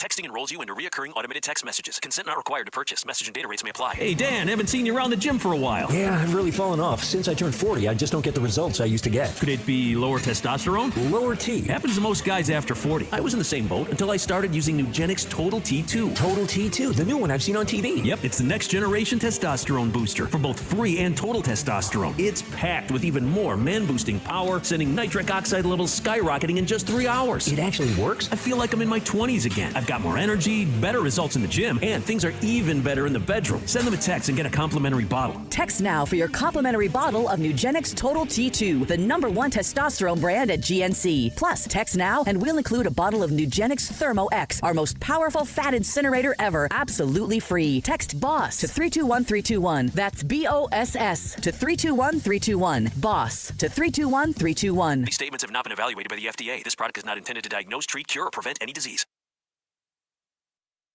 Have you started to wonder if you have saved enough money for retirement?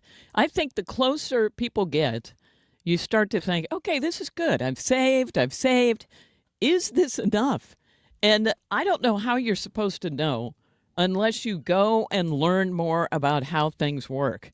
And this is why I love what financial and tax architects do. They are trusted throughout St. Louis. They really are the best, and they've helped people all over the area retire with confidence.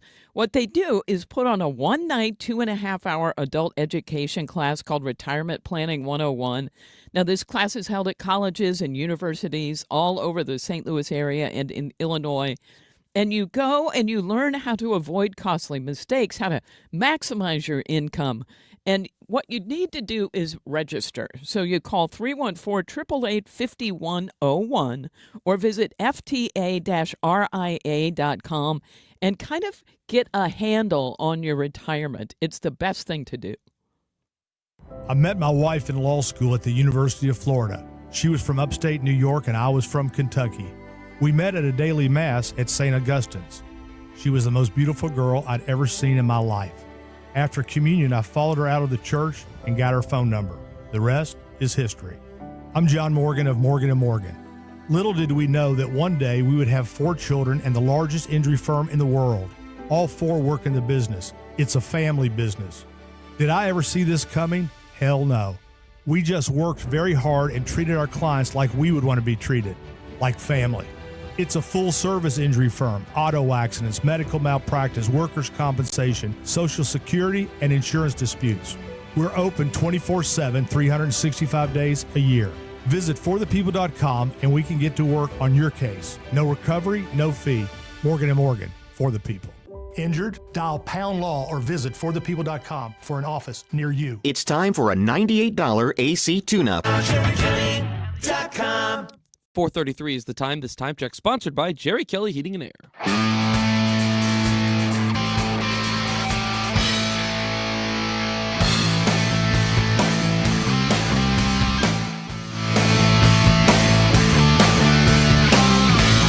The Mark Reardon Show on 97.1 FM Talk.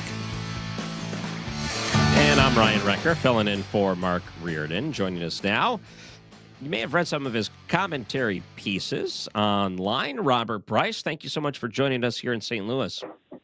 Happy to be with you, Ryan. I wanted to look at some of the commodities that people are getting excited about. And it's so funny because when our producer Fred sent me one of your latest pieces talking about copper, I keep seeing it show up in the news. As soon as someone said copper to me, all of a sudden, oh, I noticed it in this article. Oh, I noticed it in this article. It's kind of like when you're shopping for a vehicle and you start looking at a certain vehicle and then you're out on the road and you start seeing that vehicle everywhere. I've started with that with copper lately. So I wanted to talk about tariffs. So many people are talking about the price of gold, and that has skyrocketed. Steel, because of where it's being made and depending on how the tariffs play out. But what's your take on copper and where that stands now? Sure. Well, I'm fascinated as well, and I've been following the copper market avidly for about the last year. Just a quick preface. So I was invited to speak in Chile last year at a mining conference, and I'm a reporter. I'm a general, interest, energy, and power reporter. So they invited me. I thought, okay, well, I'll go down there. Anyway, so I'm talking to a mining company about what's happening in the copper market. And I finished this presentation, and I'm in Chile, which is the biggest copper producer in the world. And I presented on this, all these analysts saying, oh, we need to double copper production. I get done, and the guy comes up to me and says, double? He said, we're in Chile. We're doing all we can to just keep production flat. So that just set me on this course of thinking about, okay, well, is this the case? The energy transition, we keep hearing about this, EVs, wind turbines, electrification, we need all this new copper. And yet the mining industry is saying, you're out of your mind. We can't, we're producing as much as we can. And then what spawned me to write my piece on Substack yesterday, of course, was President Trump saying, oh, he's going to slap a 50% tariff on copper. So, and now it's at yesterday was at all-time record highs on the New York COMEX. So all of these things together just make it a fascinating commodity that, unlike many of the other base metals, but one that I think is, I don't know where I come down on it, Ryan. Honestly, is price going up, going down, going to stay the flat? I don't know. Well, when I think about steel, for example, in the auto industry, how they needed to make cars, or gold, I'll use that as an example, in electronics and processors. Gold is such a hot commodity because we're making so many high-tech components that need it right now. So the price is going through the roof. What are those things that use copper that we would look at as a huge need, a demand right now that we're just having a hard time keeping up with? Well, housing, of course, is one of the big users, right? Something like 190 kilograms. So what is that? 150 pounds of copper is in an average house. Electric vehicles use a lot of copper. Wind turbines, transformers, all kinds of electrical equipment, all depend on copper. It is because it's highly conductive, it's really the backbone of our entire electric system. So it's ubiquitous in our lives. We don't think about it, and we've taken it for granted. And as one of the points that I made in my article was, in addition to the price going up, the obstacles to increasing production are obvious, which include declining ore quality, which was what I, heard a lot about in Chile. So, and then the question I'm curious about, of course, I'm going to be 65 in a few weeks, is it even investable? And I'm not sure for the ordinary investor, the average, retail investor, it makes any sense because it's so volatile and hard to understand. So what are they going to do now that they're making pennies? No more pennies there. I don't know how much copper was in pennies anymore. I mean, it seems like that was more adequate. None now, almost none. I think they got rid of it because it cost too much. Too costly. And where are all these people, these junkies stealing copper lines going to get it from if we don't have copper around? Going into construction sites and ripping piping out of the wall and stuff like that. No, copper or is the EV charging stations. Remember, they were going to the EV charging stations and tearing them apart to get the copper out of it. So that's the other, it's a very valuable commodity on the in the recycling market. Are we just getting better at recycling too? I've seen so many people online show photos of them taking big quantities of just even cases where it's not pure copper. It could be wound up with something else. And there's recycling sites that'll take this sort of thing. It sounds like there's always going to be a market for it, at least. Well, and that's an interesting point, Ryan. It's that, what's the cure for high prices? High prices. What's the cure for low prices? Low prices. That's the kind of the old adage in commodity businesses of all kinds. So if the copper price continues up, people are going to get more creative and maybe more greedy by, stealing the things like transformers or other things, like you said, the theft at construction sites. But I just think it's important to keep these things in mind, because now Trump brings it to the fore, and whether he's going to follow through on this 50% tariff, who knows? He changes his mind, like I changed my socks. So, but I think it's important to think about what this means in terms of long-term strategy for the U.S., particularly given that China controls and consumes at roughly half of the world's copper. Interesting. And I know that they're always looking for different mining spots in the United States. Like, I'm up here in Michigan, and in the UP, they have a huge mining operation, and they've always looked at things like copper in northern Michigan, and just some areas are just more susceptible to have large concentrations of it in, whatever the ground conditions need to be. But sure, I find too that I'm not using this as a way to invest, but I think logically speaking, you're right about the electric cars, but I feel like we're going to be doing so many building projects in the future to keep up with housing demands. They're going to need so much copper just for that alone, because every single large metropolitan area all complain they don't have enough housing. They need to build more housing. In order to build the housing, you have to have the materials for it, which would include copper. Well, sure. And so let me take just one part of that, Ryan, where you talked about the mining. This is an area where the U.S. is going to have to get really sober about how we look at the future, particularly with regard to China. I've also written a lot about rare earth elements and rare earth magnets now. And of course, in response to Trump's tariffs, China shut down their exports of rare earth elements. That's the lanthanides, neodymium, praseodymium, which are used in automobiles, right? So the entire auto sector went into convulsions because China said, oh, you want to play that game? Well, we can play that game. We can play that game too. But for the U.S. to look forward, we're going to have to start mining and refining more of these strategic metals, strategic elements ourselves. And that includes, as you say, mining in Michigan, mining in Minnesota, mining copper in Arizona. These are things that are going to, yes, there are trade-offs, but the U.S., I think what we've seen now is that we just can't say, oh, the market's going to take care of this. Well, not so fast. Yeah. And by the way, you write about these things, this current commentary piece you can find online, your Substack. If people wanted to find it, Robert Bryce, where can they look?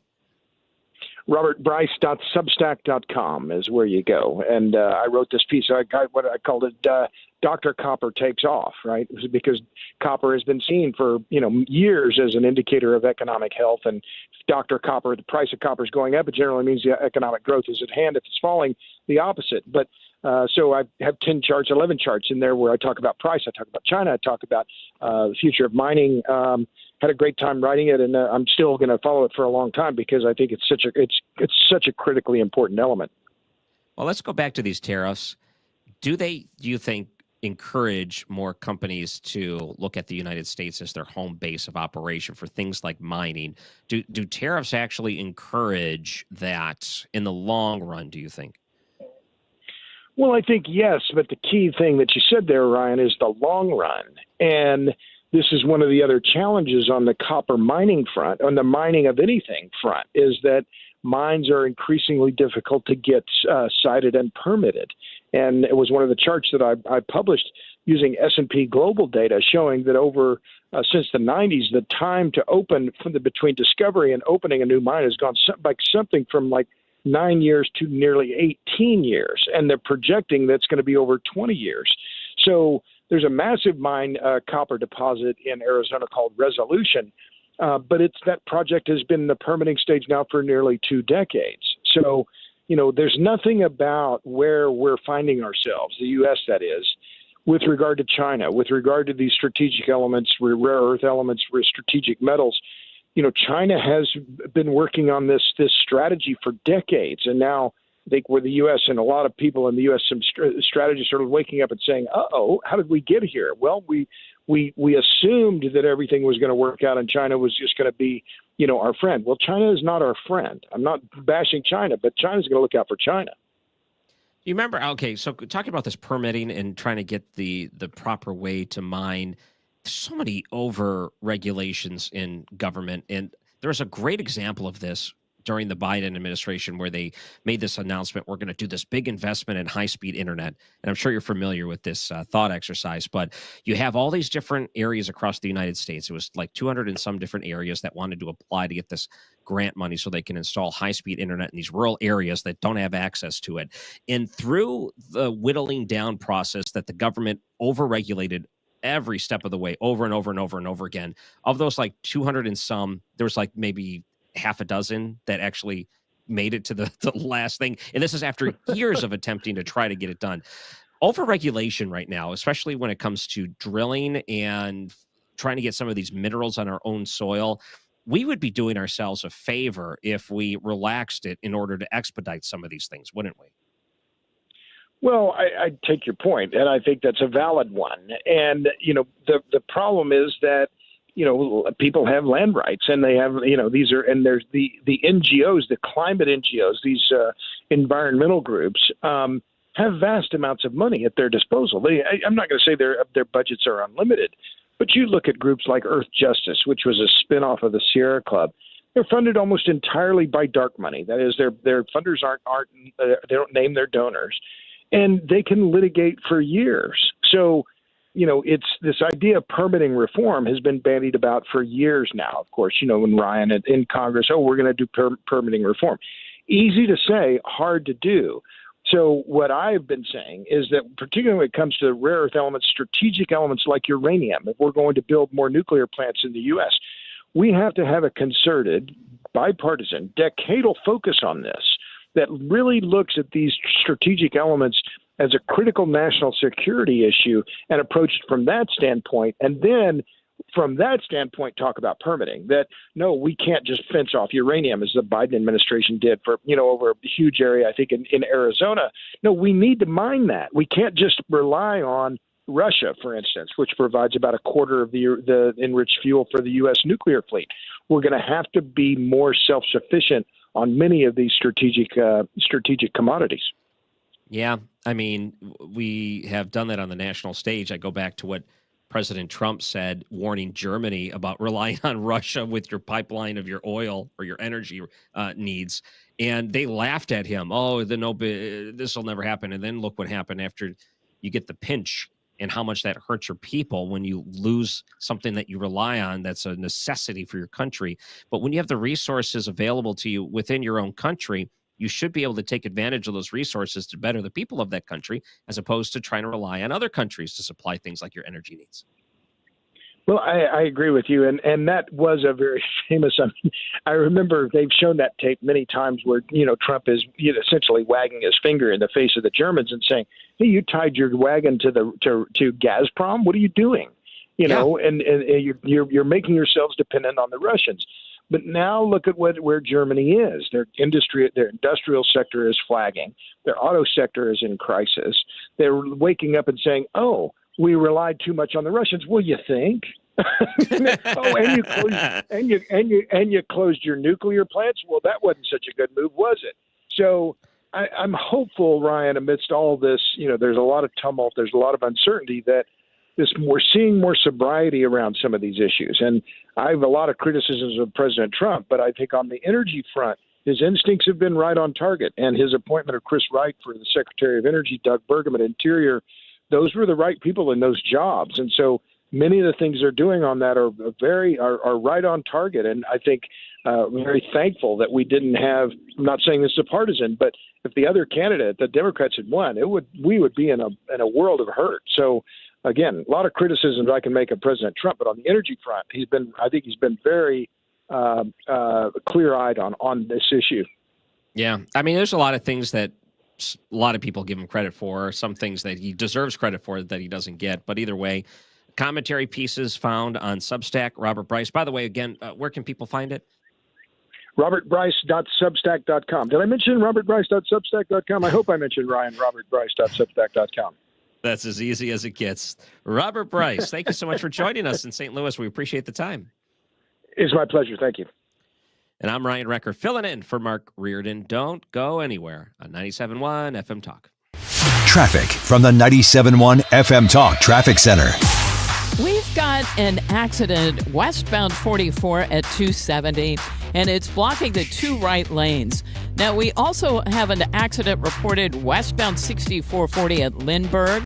Watch for that one, although that one has come down as in the left lane as well. And they've got the left lane and the left shoulder both blocked. And a stall westbound 70 approaching Jennings Station Road. That one off in the right lane. Now, other than that, let's see. We've got westbound 64 lined up at Kings Highway out through McCausland. We've got a jam eastbound on 40 headed for and crossing the Poplar Street Bridge.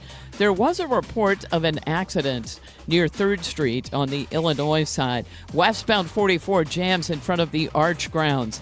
And we've got a jam on the Illinois side, westbound 64 at Route 4 and eastbound on either side of 159, all due to road work. Southbound 270, slow pockets approaching Olive down through 64, and out west, 70 slows at Highway A. 64 is not that bad. This report is brought to you by Siding Express. Transform your home with the beauty and durability of James Hardie Siding. At Siding Express, they specialize in James Hardie siding installation. Visit sidingexpress.com today to schedule a free consultation. sidingexpress.com. I'm Sue Thomas, and that's Traffic 97.1 FM Talk. Hey, it's Mark Reardon from my friends at Banner Construction, and Bill Kaufman is a friend. I've known Bill for a long time. He's been a great sponsor and supporter of mine, and vice versa. I love Banner Construction. They can do great work for you here in St. Louis. Let me give you one small example. I think it's incredible that Pella Windows, Pella is an amazing company. I'm sure you know the brand, top-notch, windows and doors. They're celebrating 100 years in business this year. They started in 1925. One of the best companies, one of the best American companies out there, and they put their trust in Banner Construction. Same thing with James Hardie. It's a great product, a lot of success, but you want to make sure that you have the right people behind your products to install them on homes, and that's what you're going to get with Banner Construction. Exceptional results, great customer service. It's a free in-home design consultation, and that's just a phone call away. Just give the team a call, 314-569-1050. Banner's been in business since 1993. Just remember that. The website, bannerconstruction.com. And as Bill and Sam P. always say, have a banner day. Hey, it's Matt, your leaf filter trusted pro. Gutters are an often neglected part of the home. They're also one of the most important. Clogged, overflowing gutters can cause serious problems like foundation damage or basement flooding, which can cost thousands of dollars to fix. Let's face it, cleaning gutters yourself is not only a hassle, it can be dangerous. But when you get Leaf Filter, you'll never have to worry about cleaning clogged gutters again. Get started today by visiting leaffilter.com/radio to schedule your free inspection. If you decide to move forward, we'll professionally clean, realign, and seal your gutters before installing our patented stainless steel micro mesh system. Leaf Filter keeps out everything but the water. And it's backed by a lifetime transferable no clogs warranty. So you're protected for good. We're in your neighborhood and ready to help. Visit Leaf Filter today for a free inspection and estimate, and you could save up to 30%. Visit leaffilter.com/radio. That's leaffilter.com/radio. Major League Baseball realized they needed new rules to help grow and speed up the game. Your retirement strategy may also need updating to keep up with potential tax law changes, Social Security, or whatever curveball Uncle Sam throws your way. Call Ricken Financial for an initial no-cost portfolio x-ray. 314-207-6211. That's 314-207-6211 or online at rickenfinancial.com. Investment advisory products and services made available through Impact Partnership Wealth, LLC, IPW, a registered investment advisor. You've been listening to the very popular Wellness One for many years, Saturdays and Sundays on 97.1 FM Talk. We're happy to share that we've expanded the show to 4 times a week. Yes, 4 times every weekend. Saturday at 10 a.m., Saturday at 8 p.m., Sunday at 9 a.m., and Sunday at 2 p.m. It's the same great show designed to cut through the nonsense and provide you a common sense, science-based strategy for a healthy life. So join TJ and Aaron for Wellness One. Now 4 times a week on 97.1 FM Talk. Eggland's Best. The only eggs with more fresh and delicious taste, plus superior nutrition. Available in so many delicious varieties. Classic, cage-free, organic, free-range, and pasture-raised. Eggland's Best. Better taste, better nutrition, better eggs. This summer, while you stay cool, our first responders stay on the front lines. The St. Louis First Responder Canteen is there to keep them hydrated and supported. Find out how you can help by visiting 971talk.com/talkinaction.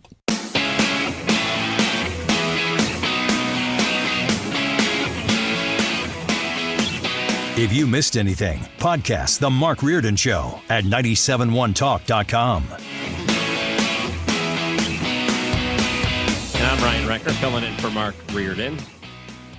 Yeah, we got a lot to still get to on the show. In fact, I think this one clip kind of talks a little bit about some of the problems we're running into. We do have some pretty amazing spots here in the United States that we should be able to use and keep for ourselves, but we overregulate our own people. But then again, we allow foreign entities to come on and buy up our land, a lot of times really close to military installments. Donald Trump was asked about this with Peter Doocy. Can we play clip number 14, if we could?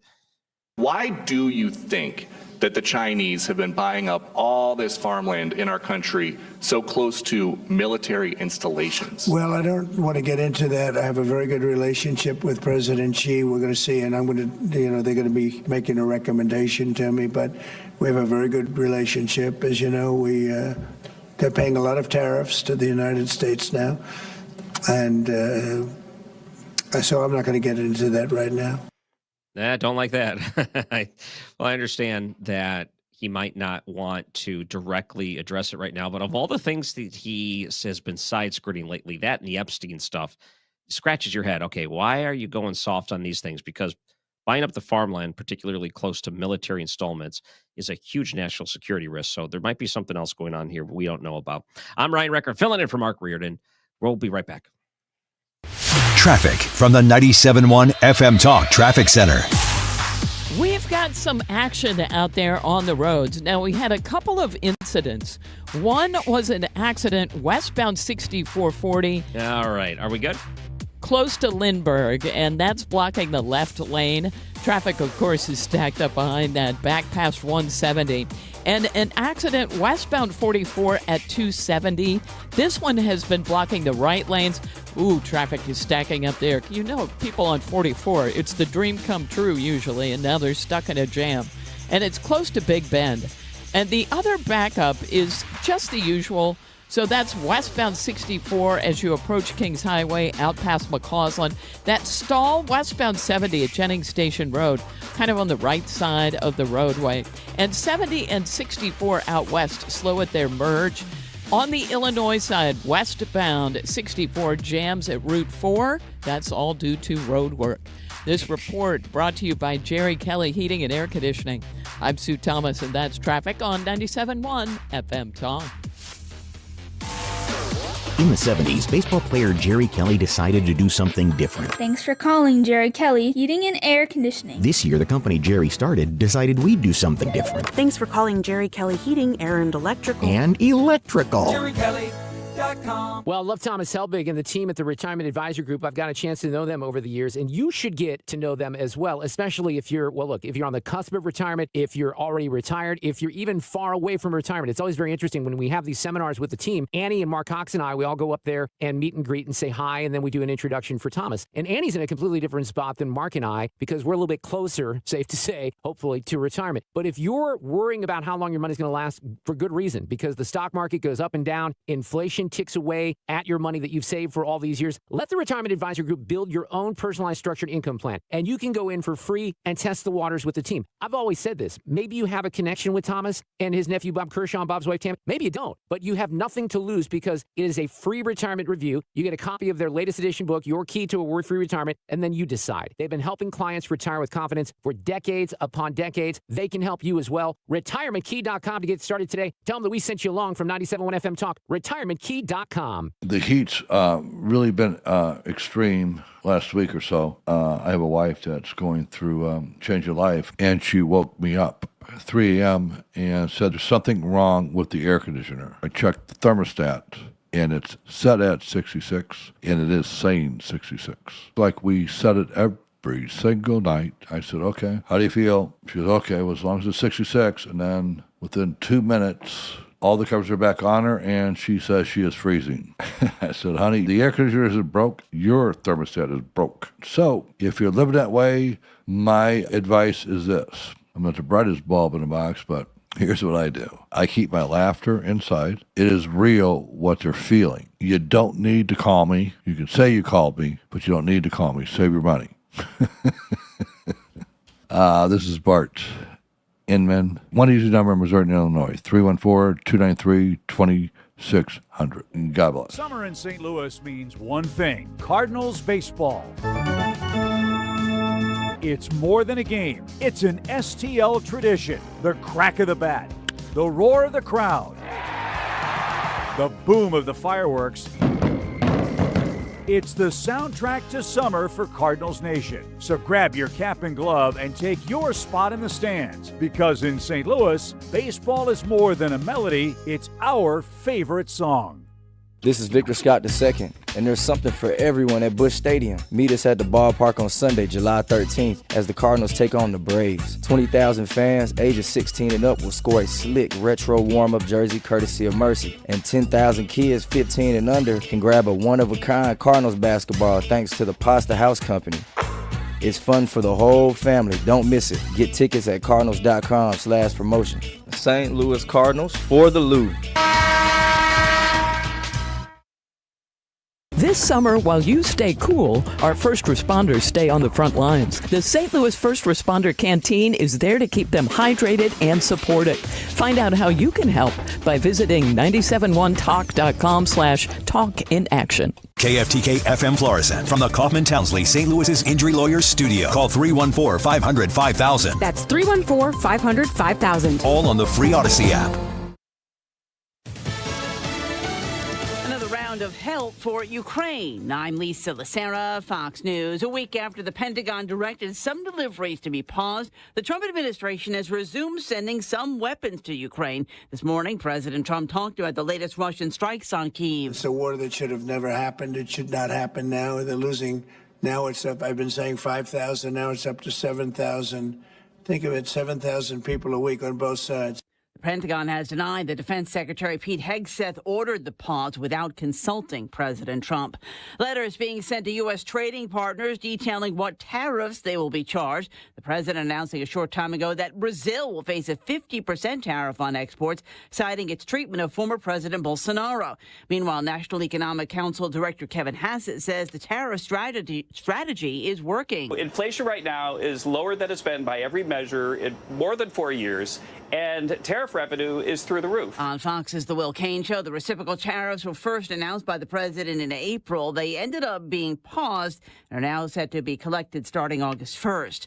Wall Street stocks rose as trade talks press ahead. The Dow added 217, the Nasdaq gained 192, the S&P plus 37. Hope is fading of finding any survivors of the devastating weekend flooding in Texas Hill Country.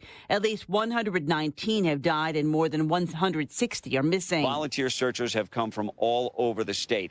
At this stage, there really isn't much hope that they're going to find any survivors. What they're really trying to do is provide some answers, some comfort for these anguished families who have missing loved ones. Fox's Mike Tobin in Kerr County, Texas. The flood's now the deadliest inland flooding in the U.S. since 1976, when Colorado's Big Thompson Canyon flooded, killing 144.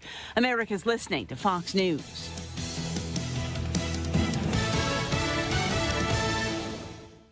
Some things can steal your sunshine. Ugh, I just got my hair done. Sorry, the cooler's broken. Anyone see my flip-flops? Anyone? But COVID-19 can steal a lot more. I just took a COVID test. Ugh. Prescription medications for COVID exist. If you test positive this summer, ask your doctor if they're right for you. Visit PfizerForAll.com/COVID-19 to learn more. Sponsored by Pfizer. An official message from Medicare. I turned 65 this year. I knew it was time to figure out Medicare, and I had questions, like when to enroll and how to enroll. So I went straight to the official source, Medicare.gov, to get the facts about Medicare. I found answers to all my questions, and I'm ready to get started. And so can you. Just go to Medicare.gov to get the real facts about Medicare. Paid for by the U.S. Department of Health and Human Services. Air Comfort Service, heating, cooling, and insulation, weather. Temperature's okay this evening, but it's still a little bit on the humid side. 80s, think low, maybe mid 80s for evening plans. 73 for the overnight low. Thursday, partly sunny, nothing more than a spot afternoon storm, but it's warmer, 92 degrees. Thursday night, full moon, partly cloudy, 74. Friday, partly sunny, a spot storm, but 95 degrees, not even close to the record of 106. This is 97.1 FM Talk, Chief Meteorologist Dave Murray. This hour of the Mark Reardon Show is sponsored by Gamma Tree Experts. Your trees deserve the best care. Call Gamma Tree Experts. This is the Mark Reardon Show on 97.1 FM Talk. Hey, welcome back. I'm Ryan Recker, filling in. And if you want to reach me online, at Ryan Recker or Ryan Recker Radio. Joining us now, White House correspondent for the Washington Times, Chef Mordock. Thank you for coming on again. Thank you for having me, Ryan. Always enjoy it. I'm hoping you had more fan letters since the last time we spoke. People sending you nice notes instead of mean ones. I've gotten a few. Yeah, I've gotten a few. Not as many as I had hoped, but I've got a few. So it's up to me. I'd get tons every day. So yeah, there's so many different. I know the mail bag. It's like the old movies where they would walk in with a literal bag full of mail. They don't really do that anymore. But there's so many different topics we can take here. I don't know if there's any place you want to start. What really interests me, at least a little bit, is some of the bizarre Epstein question answers that we've seen so far. I mean, that's a lot of people are still talking about that. So the president was asked by reporters about the Jeffrey Epstein client list, that the news came out basically saying there is no list. A lot of people saying, what's going on with that? Not satisfied with the president's answer on this one. What have you seen so far when it comes to the reaction to that? It's really interesting because what you find is, well, first of all, his answer was shockingly tone deaf. For somebody who won 2 elections by tapping in to how the voters are feeling and listening to the voters, his answer was somewhat surprising. Yesterday at the cabinet meeting in the White House, a reporter asked Pam Bondi a question to square away why Alex Acosta said that he had to give Jeffrey Epstein a sweetheart plea deal because he was tied to intelligence. And then we haven't seen anything of the stuff that's been released tying him to intelligence. And the reporters simply wanted Pam Bondi to square that away. It was not a particularly hard question. It was not a particularly aggressive question. But the president clearly blew up at that question and erupted to say, why are we still talking about this guy? I can't believe all these years later we're still talking about this guy. Give it a rest. We have all these great things going on. We have tragedies in Texas. There's all these things we should be talking about. Why are we still talking about this guy? And it was a surprisingly tone-deaf answer. It was a surprisingly defensive answer for a situation in which Pam Bondi, everybody knew Pam Bondi was going to say, no, he's not intelligence. Whether he is or isn't, I'm not making a comment. But everybody knew that was going to be Pam Bondi's answer, which it was. And it seemed a little odd that he got as defensive as he did. But this administration's posture on the whole Epstein thing has been odd. Pam Bondi was asked a very direct question about the Epstein client list, and she says, oh, that's on my desk. Then 2 months later, the White House has now changed the story to, oh, no, she was not talking about the Epstein client list. She was talking about the Epstein file in general. But if you go back and you listen to that question, she's asked directly about the Epstein client list. And it's one of the things I find really interesting, too, is you have guys like Dan Bongino and Kash Patel who are now in charge of the FBI. Had they not been in charge of were they not in charge of the FBI at this time, they would be screaming the loudest online about this and how, they were some of the biggest Epstein, let's get to the bottom of this, let's push this people out there on the internet.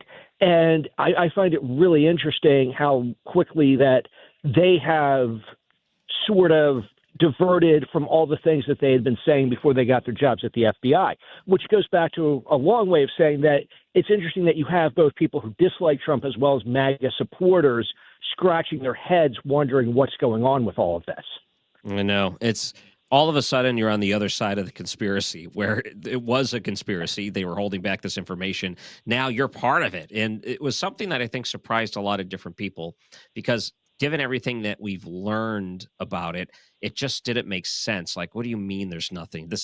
None of this is playing out the way we thought. And it reminds me of all those different payoffs that people receive in court. Like, let's say there's testimony that was going to happen against P. Diddy, and then all of a sudden the person says, oh, I'm not going to do it. And you learn that there was a big payment transferred right before the testimony was supposed to happen. Maybe that's not like a specific example. I probably shouldn't have used a specific one. But you find those things in certain cases where the star witness disappears and all of a sudden they're super rich. It had that type of feel to me. And again, you put you on the conspiratorial side, but you're like, you were with me on that side at one point. Now you're not with me. I don't get it. Yeah, 100%. All these people who were yelling the loudest are now the people saying, oh, there's nothing to see here. Nothing's going on.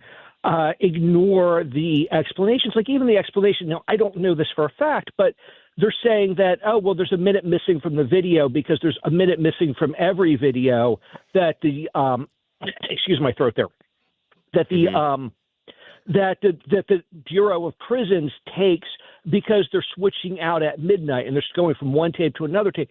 I've never heard that before. I've looked into that. I mean, some people say that is bunk. Some people have said, no, that is true. But that's the first time that that's ever come out by anybody. And it's just weird. And one of the things, just to go back to how the president's response to that question was tone deaf, there's never, he keeps saying, oh, why can't we still talking about it? But there's never a time to stop talking about sex trafficking and child sex abuse. The only way to prevent that is to keep talking about it and find out what really went wrong here. Yeah. All right. I know there's other things going on. Oh, boy, look at me. Here I am, Donald Trump being the answer. There's other things going on, too. All right. And if you can hear, there's thunder right above me. So if you hear a loud crack, that's what it is. But I'm under an awning, so I'm safe. Oh, I got you. It sounded like birds tweeting in a moment ago. So it's actually the storm rolling in. I see how that goes. All right. Yeah, and I think the birds are tweeting because they're flying away from the storm. So they're getting out of here, but there you are, hunkering down. Yeah, exactly. Let's talk about trade and tariff letters that we're seeing come into existence. So we've been through this rodeo before, maybe about 3 months ago. There's a lot of doom and gloom 3 months ago where they said this is going to put us into the next Great Depression. Didn't happen. In fact, the stock market continued to rise since the initial drop. And now he's going through a second round of tariffs. Stock market didn't crash like it did before. So I think people kind of get the idea that these are kind of short-term pain for long-term gain. That's kind of the way that the White House has been messaging this. So where do you think we stand on the second round of tariffs and some of the different negotiations that are going on with countries? Well, a couple of things. I think what we're seeing is, you're right, it did not crash the economy. And I think one of the reasons we didn't see it with the second round, which was a bit of a shock to the economy, and one of the reasons we have not seen that is because the stock market thrives on predictability. And the stock market wants predictability. And I think they're viewing these new tariffs as, well, we've seen this story before, or they think it's not going to last. He's going to change his mind again, or he's going to reach a trade deal, or he's going to do something. But the fact that we have not seen the eruption with this new round of tariff letters from the stock market shows that Wall Street is confident that there's not going to be major changes from these. But one of the things I thought was really interesting that I do want to point out to that issue is the most important trade partner he issued a letter to today was Brazil. He issued a letter to 8 countries. There's the lightning, so I'm just going to step over here. That was definitely thunder and lightning. So one of the things he sent it to 8 countries today. Of the 7 of them, only the Philippines was a top 50 trading partner, and they're somewhere in the high 30s. Brazil is a top 15 trading partner with the U.S. It's the only one in the top 20 that he even got a letter today, and he waited until after the stock markets closed to release that letter. He released all the other letters today at noon, and he waited. I thought that was kind of interesting, especially because that has the highest tariff. That is a tariff of 50%. So it seemed like the president was at least aware that there may be a risk that the Brazil may have set the stock market a little, made Wall Street a little nervous, but for the most part, what we saw today didn't. Now, whether or not we see deals, I mean, we were promised 90 deals in 90 days. We're at roughly 2-ish, kind of like a 1.5. The president keeps saying that they're working on it. They've got these deals coming. We keep hearing, they're very close, but it doesn't seem like anything ever connects outside of the 1.5 we've reached so far. Yeah. So going back to, because he had a comment when he was talking to Peter Doocy from Fox regarding tariffs, and he mentioned we've made so much money off of China so far from the tariffs. How much can we even calculate? Do we even know what has came in from it? Is it calculable in a sense where it has been beneficial as opposed to a deterrent for the U.S. economy? Well, we haven't, because we really don't know. The administration has not, they've released numbers, but they haven't really quantified what we've come in. You have the president saying, we've gotten billions and billions, but they've never spelled it out. They have yet to break it down for us, just how much that they've brought in so far. And then you raised the good question, what are we getting in terms of deterrent? We've gotten some promises, China promising to crack down on fentanyl, Canada promising to crack down on immigration.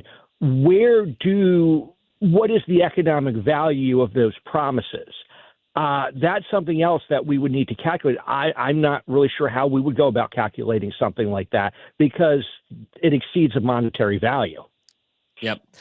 Jeff Mordock, White House correspondent for the Washington Times. I don't know if you have another radio station hit you have to do here, or do you got a couple more minutes? I got a couple more minutes.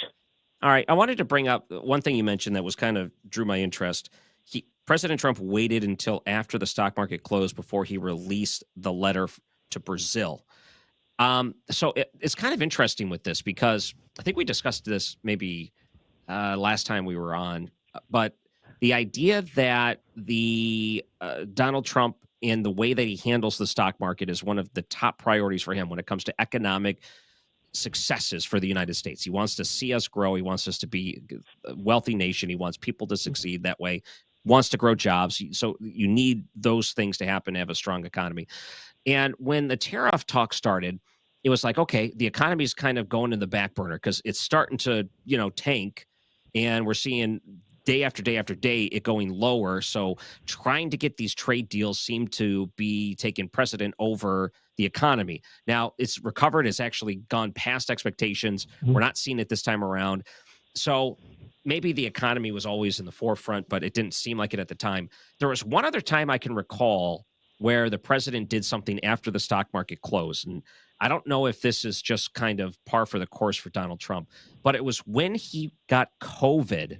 They didn't make the announcement until after the stock market closed on Friday. That's right. Yeah. He went to get treatment, and then he returned to the White House, did the big appearance before the stock market opened again on Monday morning.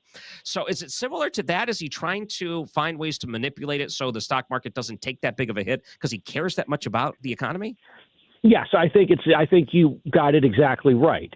That's the perception that's Americans' perception of how the economy's doing. And we saw the panic after the Liberation Day tariffs when the stock markets all plummeted, and that's led to him issuing the 90-day pause, because there was so much concern over how the stock market was doing. And then since then, the stock market has exceeded. Not only has it recouped its losses, it's gone ahead of where it was before the Liberation Day tariffs. So, yes, it shows just how much in mind the stock market is when he is making these decisions. Right. All right. If people wanted to send you a nice letter to talk about how great you are, where can they find you to write you that nice fan letter? They can find me at WashingtonTimes.com. You just click on my articles. My email address is at the bottom. You can also always hit me up on Twitter at Jeff Mordock, Mordock. Jeff Mordock with the Washington Times. Thanks for spending some time here in St. Louis. Thanks for having me, Ryan. Always enjoy it. And I'm Ryan Recker, filling in for Mark Reardon. Don't go anywhere. I want to play a couple of clips, and I know we still have the cut of the day that we're going to do later in the show, but Brad Young's going to join us in about 15 minutes or so, chief legal analyst for the radio station. And when we come back, there was a couple of other things going on in New York City I wanted to talk about. And socialism is not cool, according to Mayor Eric Adams. We'll see what he has to say about that. Is contrary to popular belief, I guess, at least what the impression is of New York City. I'm Ryan Recker, filling in 97.1 FM Talk. Don't go anywhere. Traffic from the 97.1 FM Talk Traffic Center. We've got MoDOT reporting a stall. Oh, it looks like they got that off to the shoulder, so not an issue anymore. That was westbound 70 near 79. We've got a jam on westbound 44. There was an accident at 270, and they've had the right lanes blocked trying to get this thing cleared, and as a result, we really had a jam behind it. Now, it looks like it may be easing a bit, but the jam at one point was back into Shrewsbury, so it's going to take a while. Now, westbound 6440, that's a slow go. Kings Highway out past McCausland, slowing at the inner belt, and eastbound looks pretty good, headed for the Poplar Street Bridge. Just some moderate volume on the bridge itself. 70 westbound slowing at Jennings Station Road at 141, and then again at Highway A. 64 out west, some moderate volume through Chesterfield Valley. Then it opens up in moderate volume Highway N out through 70. Southbound 270 is pretty slow at Olive. Southbound 55 slowing at Bates. Eastbound 64 on the Illinois side, slowing on either side of 159. And westbound is jammed at Route 4, where we've got road work. This report brought to you by Lakeside Renovation and Design. For over 25 years, they've been St. Louis's trusted choice for transforming homes inside and out. Windows, siding, kitchens, baths, outdoor spaces. Quality craftsmanship backed by lifetime warranties. Visit lakesiderd.com to start your dream project today. I'm Sue Thomas with traffic on 97.1 FM Talk. Your biggest choice in home restoration is, who do you trust with your home, your most valued asset? Few can match Banner Construction's experience and dedication to excellence. Banner is an elite preferred James Hardie contractor and Pella Window specialist. Restoration is a one-time opportunity to have Banner's design team show you architectural options to make your home the neighborhood showcase. Call for a free consultation, 314-569-1050. Now hiring qualified carpenters. Trucking accidents can change your life in an instant. The injuries, the bills, the stress. It's overwhelming. That's why you need a legal team that understands what you're going through and knows how to fight for what you deserve. At Kaufman Townsley, we've helped real people in St. Louis get real results after serious truck crashes. We know the roads, we know the law, and we know how to win. Kaufman Townsley. Real people, real results. Call 314-500-5000. That's 314-500-5000. Rhino Shield is far superior to even the best traditional exterior house paint. Rhino Shield is 8 to 10 times thicker than paint and comes with a 25-year transferable warranty. Rhino Shield is the only ceramic coating company that has been chosen by Disney, This Old House, and 3 times on HGTV's Curb Appeal, where every episode is concentrated on unpainted brick, bonds and seals to stucco, wood, hardy, block, color lock, masonite, and more. No better product for those steel aluminum-sided homes that have become, chalky and tired looking. We coat sloped and flat roofs to extend their lives too. After 15 years, we've got a great reputation and a superior product. As long as it's affordable, why wouldn't you do it? Before you make the costly mistake of painting with traditional paint, you'd be best served to call Rhino Shield today. We are the experts and our evaluations are free. 877-25-RHINO or 877-25rhino.com. Tell them, ladies. Don't paint, don't Rhino, go Rhino Shield. Never paint your house again. Rhino Shield.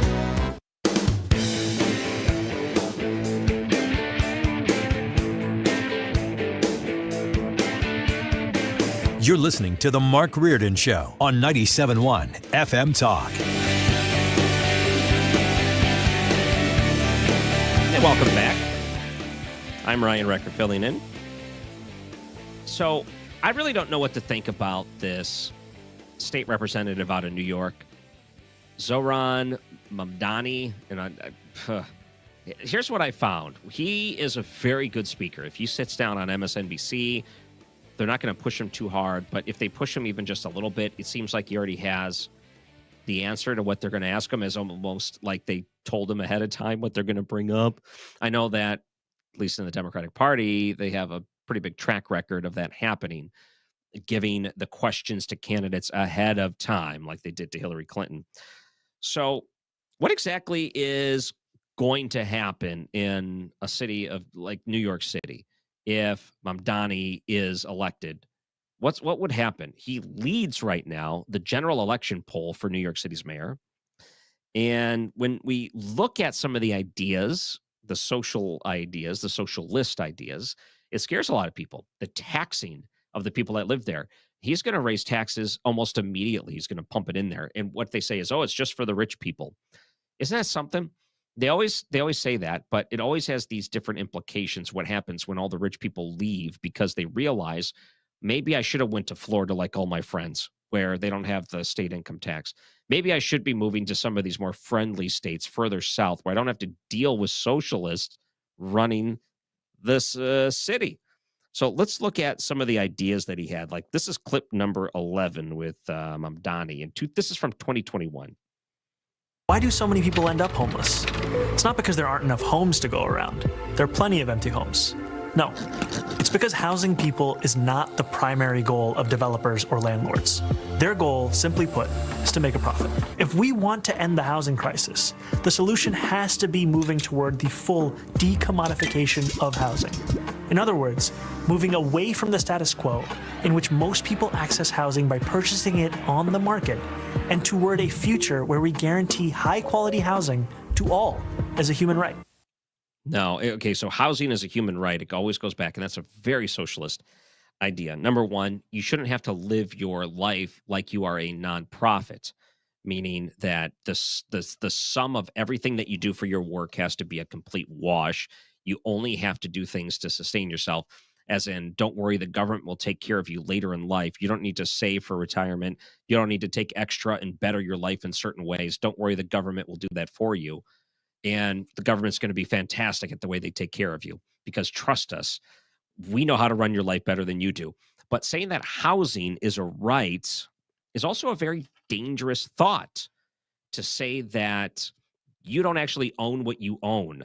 You know, if it's a right, then that means other people have ownership of it if they are occupying it, meaning that you can't allow other people into a property that you may own, because then they can take ownership because it is their right, is also a dangerous thought. He stumbles onto what a lot of young people are getting into right now, upset that they can't enter the housing market. Here's what we find, and this might be a rude awakening for some people when it comes to housing. You may not be able to afford the housing that you want. You may not be able to get a place that's big enough to meet your dreams. You may not be able to live in the specific area that you want to live in because you can't afford it.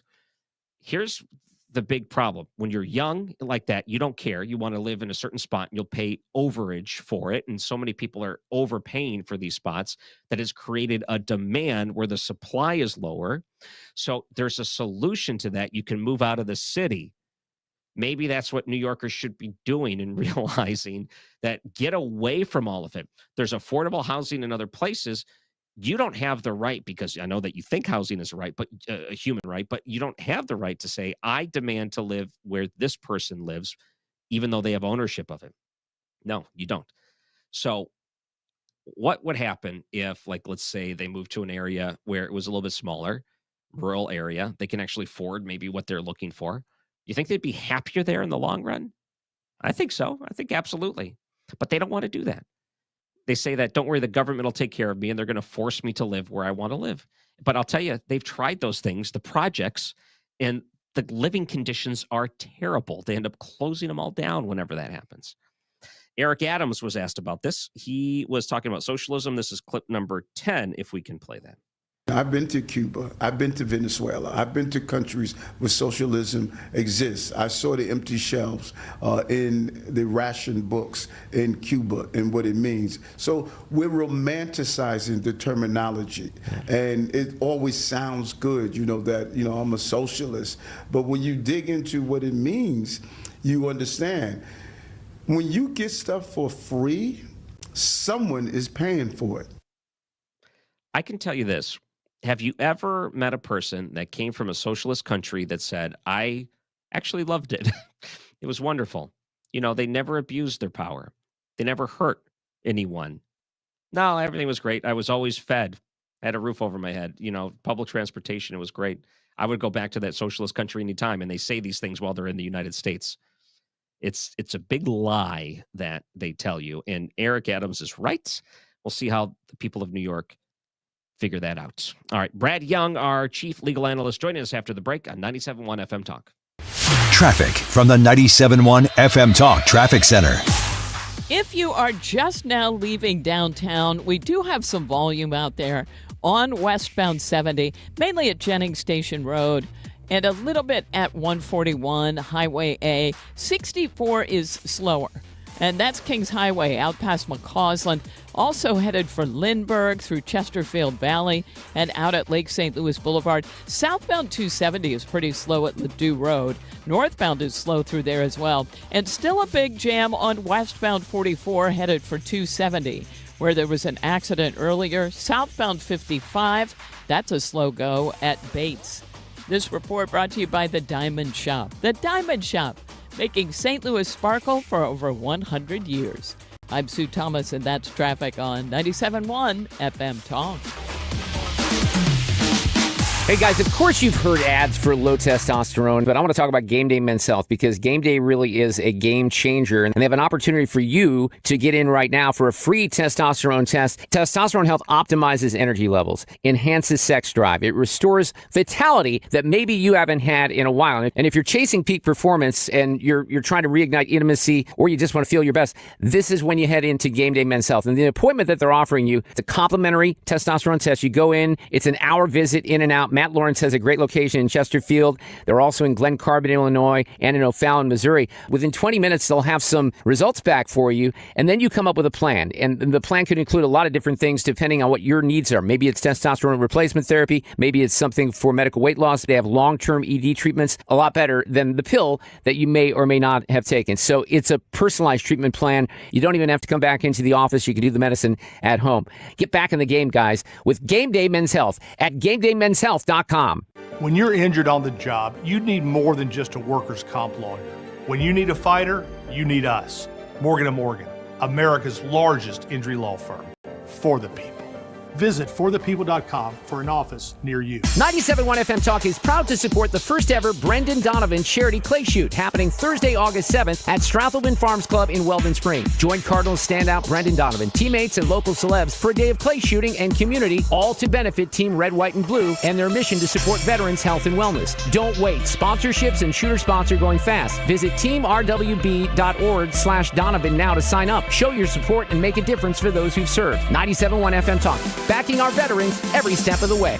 Men. Need a clinic that accepts all insurance, including Medicare? U.S. Men's Medical Center in St. Peters does. U.S. Men's helps men experiencing loss of energy, focus, concentration, and low libido. And they accept all insurance, even Medicare, for testosterone replacement therapy. Patients love the staff and the fact that, yes, I'm going to say it again, they accept all insurance, including Medicare. Feel better? Call U.S. Men's Medical Center at 636-244-5333. Annie Fry here. If you're nearing retirement or already retired, call my friends Thomas Helbig and Bob Kershaw with the Retirement Advisory Group. They'll show you how linking to the market is much safer than owning the market for your retirement savings. They are the official financial advisors of my show. Go to retirementkey.com. St. Louis Public Library is here to help the community recover. Every Monday in July, join SLPL at DeVol Library, 4234 North Grand Boulevard from 4 to 6 p.m. For community rebuilding events, these outside events offer free resources and supplies to St. Louis neighbors, including food distribution, diapers and period products, legal aid, crisis counseling, and more. For more information, visit slpl.org. It's time for a $98 AC tune-up. 5:32 is the time. This time check sponsored by Jerry Kelly Heating and Air.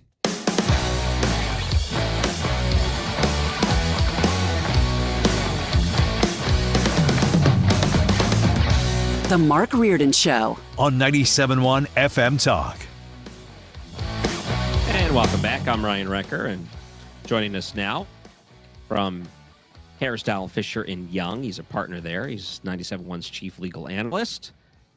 Brad Young, how are you, sir? Big Ryan Recker, great to talk to you, my friend.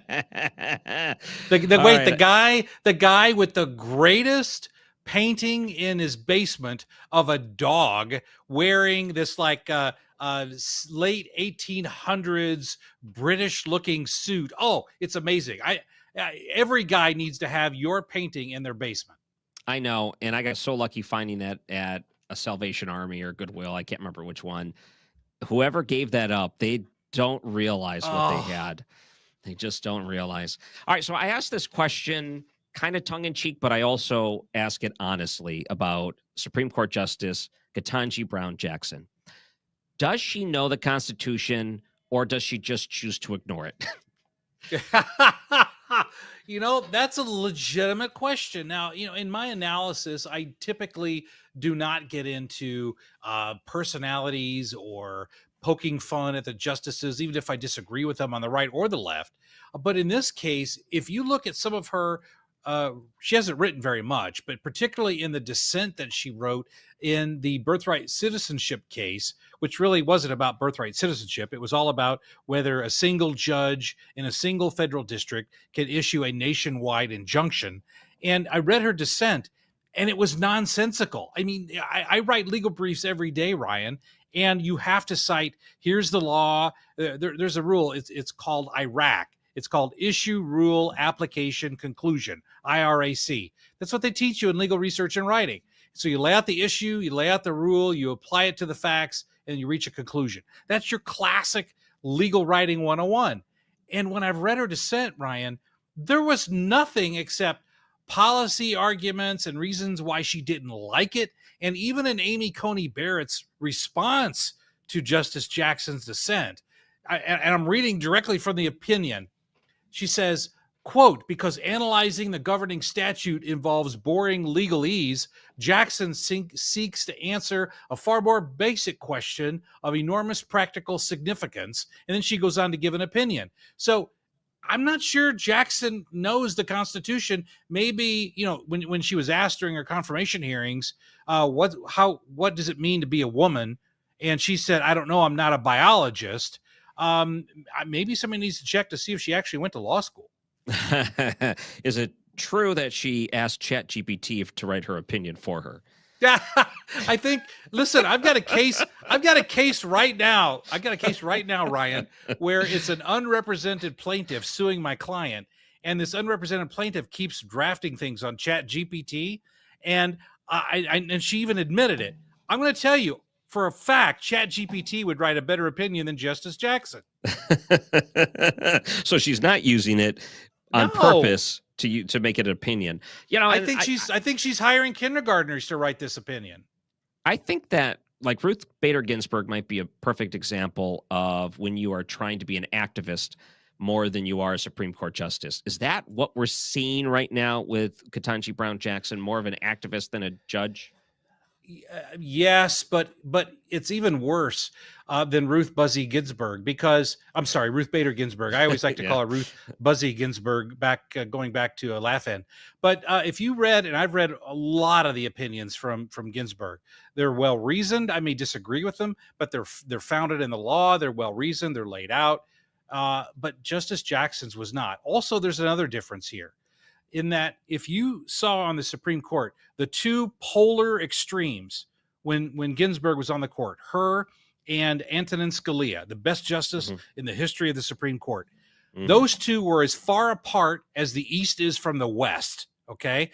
And yet they went on vacations together. There's a famous picture where they went to India and they were both riding an elephant together. Their families went out and traveled together. They were fantastic friends, even though they were ideological opposites.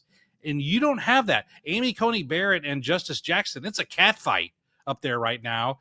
And they don't get along either ideologically or apparently cordially away from writing opinions. I get the idea they just don't like each other. How come we never rode an elephant together? I don't know, but I wish I would have gone with you to the Salvation Army and beat you to the punch on that painting you bought, because whatever it is you paid, I would have doubled it. You think you would have? What did I pay? My wife said you are not going to buy that. It was too expensive for her. I think it was like $20, and she said that's way too much money to spend at a Salvation Army. And I said I would have spent $40. I know any day I would have spent $40 on that. Well, I had to sell it on her, and I said, "Honey, if I pass this up, I'm going to regret it every day of my life." And she said, "Oh, fine, get it." Okay. So there's another thing going on in St. Louis City, an ordinance allowing the police to charge parents of kids who possess guns or use fireworks over the weekend. So what do you think of that? Because here in Michigan, we saw that landmark case where you had the high school shooter in Oxford, Michigan, and he went through and shot and killed students inside of Oxford High School. While his parents... Jennifer and James Crumbly. Yeah, Jennifer and James Crumbly. Both found guilty. Now charged independently, but both found guilty for their role of supplying the gun, allowing access to it inside the home as they're part of their parental duty. So I see some similarities in there. Parents having responsibility and actually having some legal responsibility for the things that their kids do. So what are your thoughts on St. Louis City there? Well, let's apply it. I was just on Channel 4, KMOV, Channel 4 News about an hour ago talking about this very subject. And the issue is this. There's no state law in Missouri that allows for this. There's only a city statute in the city of St. Louis, and it's a very, very vague. And the statute essentially states, and I'm kind of paraphrasing and kind of reading from the statute, Ryan, but it basically states that parents can be charged under this statute if they allow their children, and this is the part I'm quoting, to engage in any conduct which would be injurious to such child's morals or health, unquote.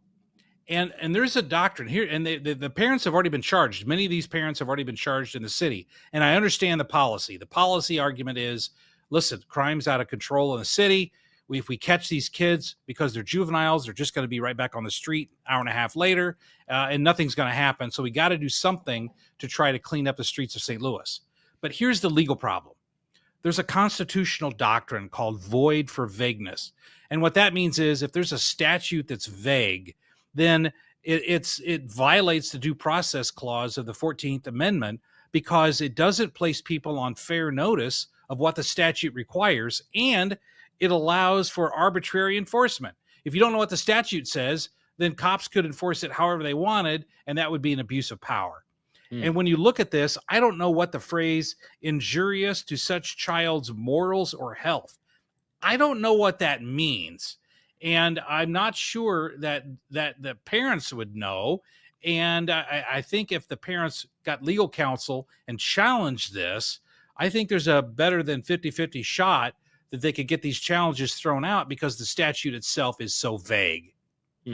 So what would the method be? Like, let's say they actually wanted to do this. Would they have to go and create their own ordinance? Would they have to write this into like the state constitution? Like what level would this have to be? Yeah. And I'm not opposed to this conceptually, as long as it's done legally. But I think the city of St. Louis or any of the other state municipalities or even the state of Missouri itself could say the following. It is unlawful for parents to allow their kids to have fireworks and or to have firearms. You'd make it sound more legalese than what I'm telling you. But it would also state that a failure to prevent or to monitor the children in such a way that they are allowed to obtain firearms or fireworks, it creates a Class C or a Class D, a B or a Class A misdemeanor. You could write it in a very specific way that would pass muster from the void for vagueness doctrine, and you could actually try to make parents do their God-given responsibility, which is keep track of your children. Mm-hmm. Well, they don't even require parents to pay child support, so there's like a lot of things they let parents off the hook for, it seems like. Absolutely, but I'm not against the principle here of doing it. What I'm against is the application of a statute that is very, very vague and can be basically used to arrest and prosecute parents for anything. I mean, if the kid cuts the neighbor's flowers, could they be charged under this? Well, I don't know. Using scissors might be considered injurious conduct. I mean, it's so vague that there's no way to apply it to any specific situation. All right. Chief legal analyst for the station 97.1. And it sounds like soon KMOV. It sounds like you're making some headway there too, Brad Young. But let's look at the Supreme Court as a whole. Are there any big cases that they're going to be looking at in the future that you're monitoring, something that'll be big? Yeah, great question. I think at this point, the biggest case that we've heard of for the next term is cases involving transgender kids participating in sports. West Virginia and a couple of other states have passed laws that say that children, meaning high school, college, middle school, can only participate in sports that align with their birth gender. So if you're born male, you can only participate in male sports. If you're born female, you can only participate in female sports. And this is going to be up in front of the Supreme Court. In West Virginia, that law was stricken down as being a violation of the 14th Amendment Equal Protection Clause, stating that everyone has equal protection under the law. But as the Supreme Court just ruled in the Tennessee case about transgender care just a month ago, the same principles apply. And I'll make it very quick here. And that is this: the transgender laws are not gender specific. They don't specify, they don't separate males from females or females from males. They simply say, whatever your gender is when you're born, that's the gender that you have to apply whenever you're participating in sports. So it's not gender specific. So because of that, there is what's called a lower level of scrutiny at the Supreme Court level from a constitutional perspective, which means the state has an easier chance to win. And I do believe that the states will win on that issue, and boys have to be in boys sports and girls have to be in girls sports. I guess the other question, if it wasn't for Donald Trump being in office, do you think the Supreme Court would be taking up a case like this? No, probably most likely not. Because if you look at the justices that Donald Trump put on the court, both in his first term and now in his second term, well, he hasn't put on any a second term, but he did make some very key appointments in his first term. But for those, I don't think that you would be getting these rational, fact-based opinions that we've been getting now for quite some time. All right. Are there any Supreme Court justices that may be retiring anytime soon that we know of? Well, that's also an interesting question, because particularly Clarence Thomas is getting up there in age, and the question becomes, will he be Ginsburged? Okay, Ginsburg being a verb here. Ginsburg means that you stay on too long and you die in office whenever the person who's the president disagrees with you politically, and so it lets your opponents replace your vote on the Supreme Court. That's called being Ginsburged, which is different than being borked. Being borked, there was Justice Bork, he was going to be nominated to the Supreme Court in the 80s, and he was taken out because they found some things to discredit him, and the media frenzy made him withdraw his nomination. So he was borked, but this is being Ginsburged. The question becomes, if you're Thomas, do you resign before Donald Trump gets out of office? Do you resign now before the election in 2028 because it could, or 2026 because the Senate could change hands and could change, and then you may not be able to get another conservative appointed for a lifetime term. So those are all considerations that are plaguing Justice Thomas right now. Oh, that's interesting. All right, Brad Young, do you have any other shows coming up sometime soon? Do we know of? Well, I wish I could be filling in for Reardon tomorrow, but I can't because my real job gets in the way. But I will be filling in for Reardon a little bit later in the month of July. I'll be doing some more of that. I will tell you that I will not ever fill in for Mark Cox, even though he keeps asking me to, because there's no way I'm getting up at 5 a.m. That's just not happening. You work too hard for that. I can't even talk till my fourth cup of coffee, and then I don't stop talking. So there's no way I can do that at 5 a.m. Not going to happen. Okay, no Annie Fry shows or anything coming up. But anytime I just did Annie Fry. I just did Annie Fry show last week and loved doing that, but nothing coming up here in the near future. All these shows are so good on this radio station. They're all so fun. Every single fantastic. one of them. And they're even better when we get Ryan Recker filling in. I can't believe they let me do this still. Brad Young, Chief Legal Analyst for the station, partner at Hairstyle Fisher & Young. Thank you so much for joining us here. It's always good to hear your voice. Great talking to you, Ryan. All right, we got the cut of the day coming up after the break. Don't go anywhere. I'm Ryan Recker, filling in for Mark Reardon on 97.1 FM Talk. Traffic from the 97.1 FM Talk Traffic Center. MoDOT reporting an accident on southbound 270 at Ladue Road. Now, watch for this one in the two left lanes. And we also have an accident reported northbound just south of 70, and that's caused a delay behind it. There was also one reported on southbound 270 closer to Olive in the center lanes. So kind of a mess right now in both directions on 270. Now 170 is slow from the Rock Road through 70, southbound slowing at 64. I'll tell you what, that accident on 44 has left us with a jam. So if you're westbound on 44, it is slowing from Laclede Station Road, pretty much in pockets out through 270. Southbound 55 slowing at Bates, and volume on the Illinois side, westbound 64 at Route 4 due to road work. This report brought to you by Siding Express. Transform your home with the beauty and durability of James Hardie Siding. At Siding Express, they specialize in James Hardie siding installation. Go to sidingexpress.com today and schedule a free consultation. Sidingexpress.com. I'm Sue Thomas, and that's Traffic 97.1 FM Talk.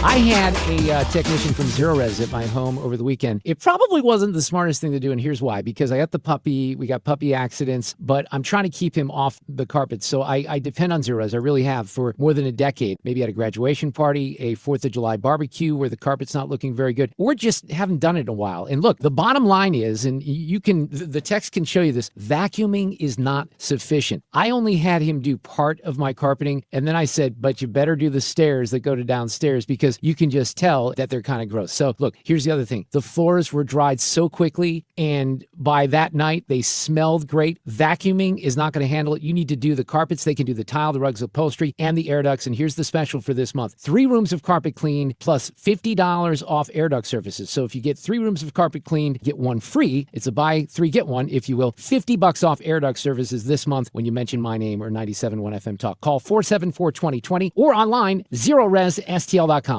When you're approaching retirement, there are a lot of questions to answer. Do you have enough money to fund your income for life? How should you claim Social Security? And what's your plan for health care and long-term care? Hi, I'm Eric Robert, Director of Investments with the ClearPath Wealth Management Group at Stifel, and host of On the Money Saturday mornings at 11 on 97.1 FM Talk. Don't leave your retirement to chance. It's crucial to understand and address relevant risks before you retire. Our team can help you get organized, guide you through critical retirement decisions, and create an investment portfolio designed around your needs. To schedule your free retirement plan consultation, go to clearpathinvesting.com. That's clearpathinvesting.com. Or call us at 636-695-2650. That's clearpathinvesting.com or 636-695-2650. Stifel Nicholas and Company Incorporated, member SIPC and NYSE. If you need a garage door, this could be your lucky day. Entries are open now for the $5,000 sweepstakes at Overhead Door Company of St. Louis. A winner will be chosen at random to receive $5,000 towards new garage doors, openers, or front entry doors of your choice. Deadline to enter is the end of the month to win the $5,000 sweepstakes with Overhead Door Company of St. Louis. Enter now at overheaddoorstlouis.com. You can't win if you don't enter at overheaddoorstlouis.com.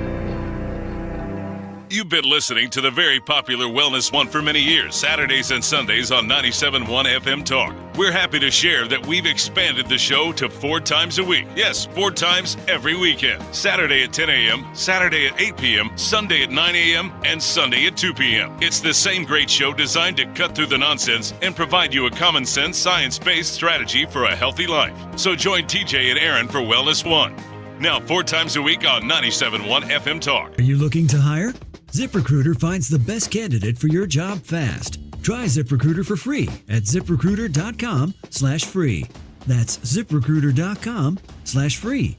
ZipRecruiter.com/free.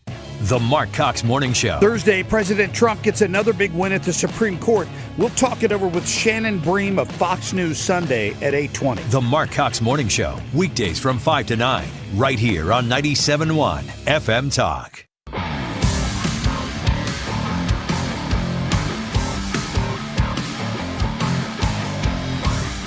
The Mark Reardon Show. On 97.1 FM Talk.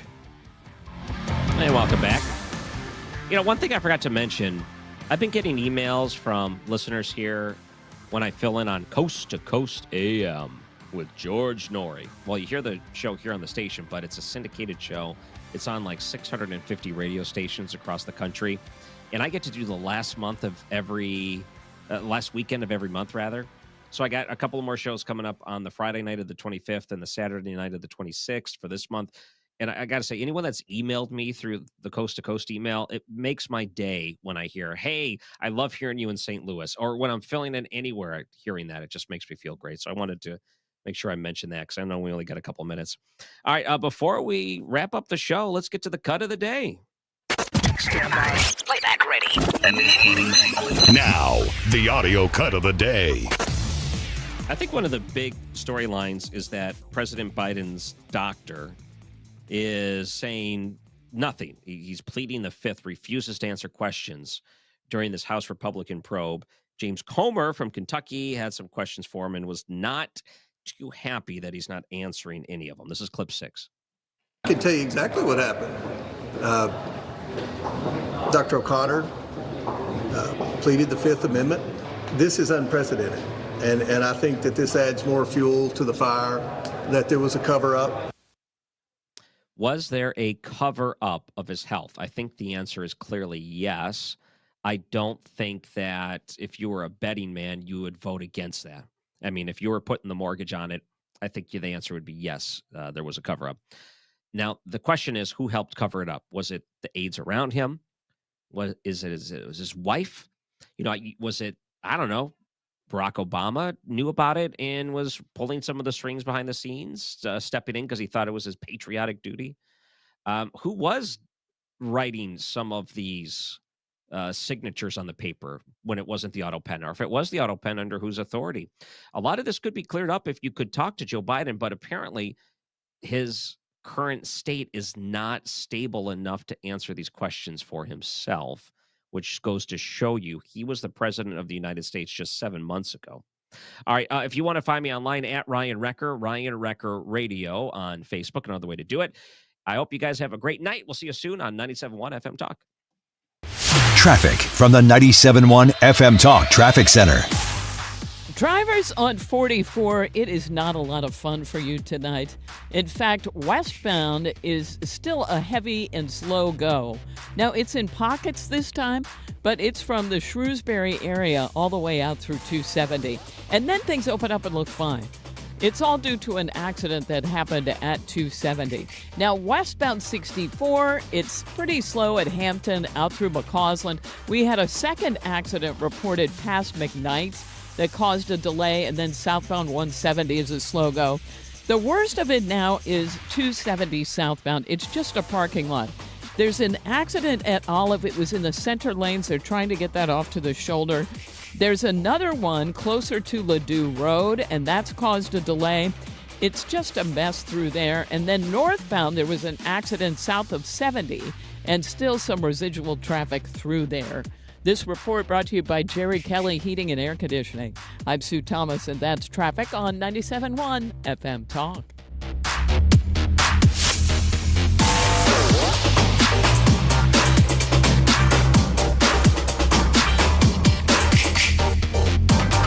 Game over, we were having spaghetti when we suddenly noticed that we started getting sweaty. So we grabbed the keys and we ate it in the van. That's what my friend said. Call Jerry Kelly, man, JerryKelly.com.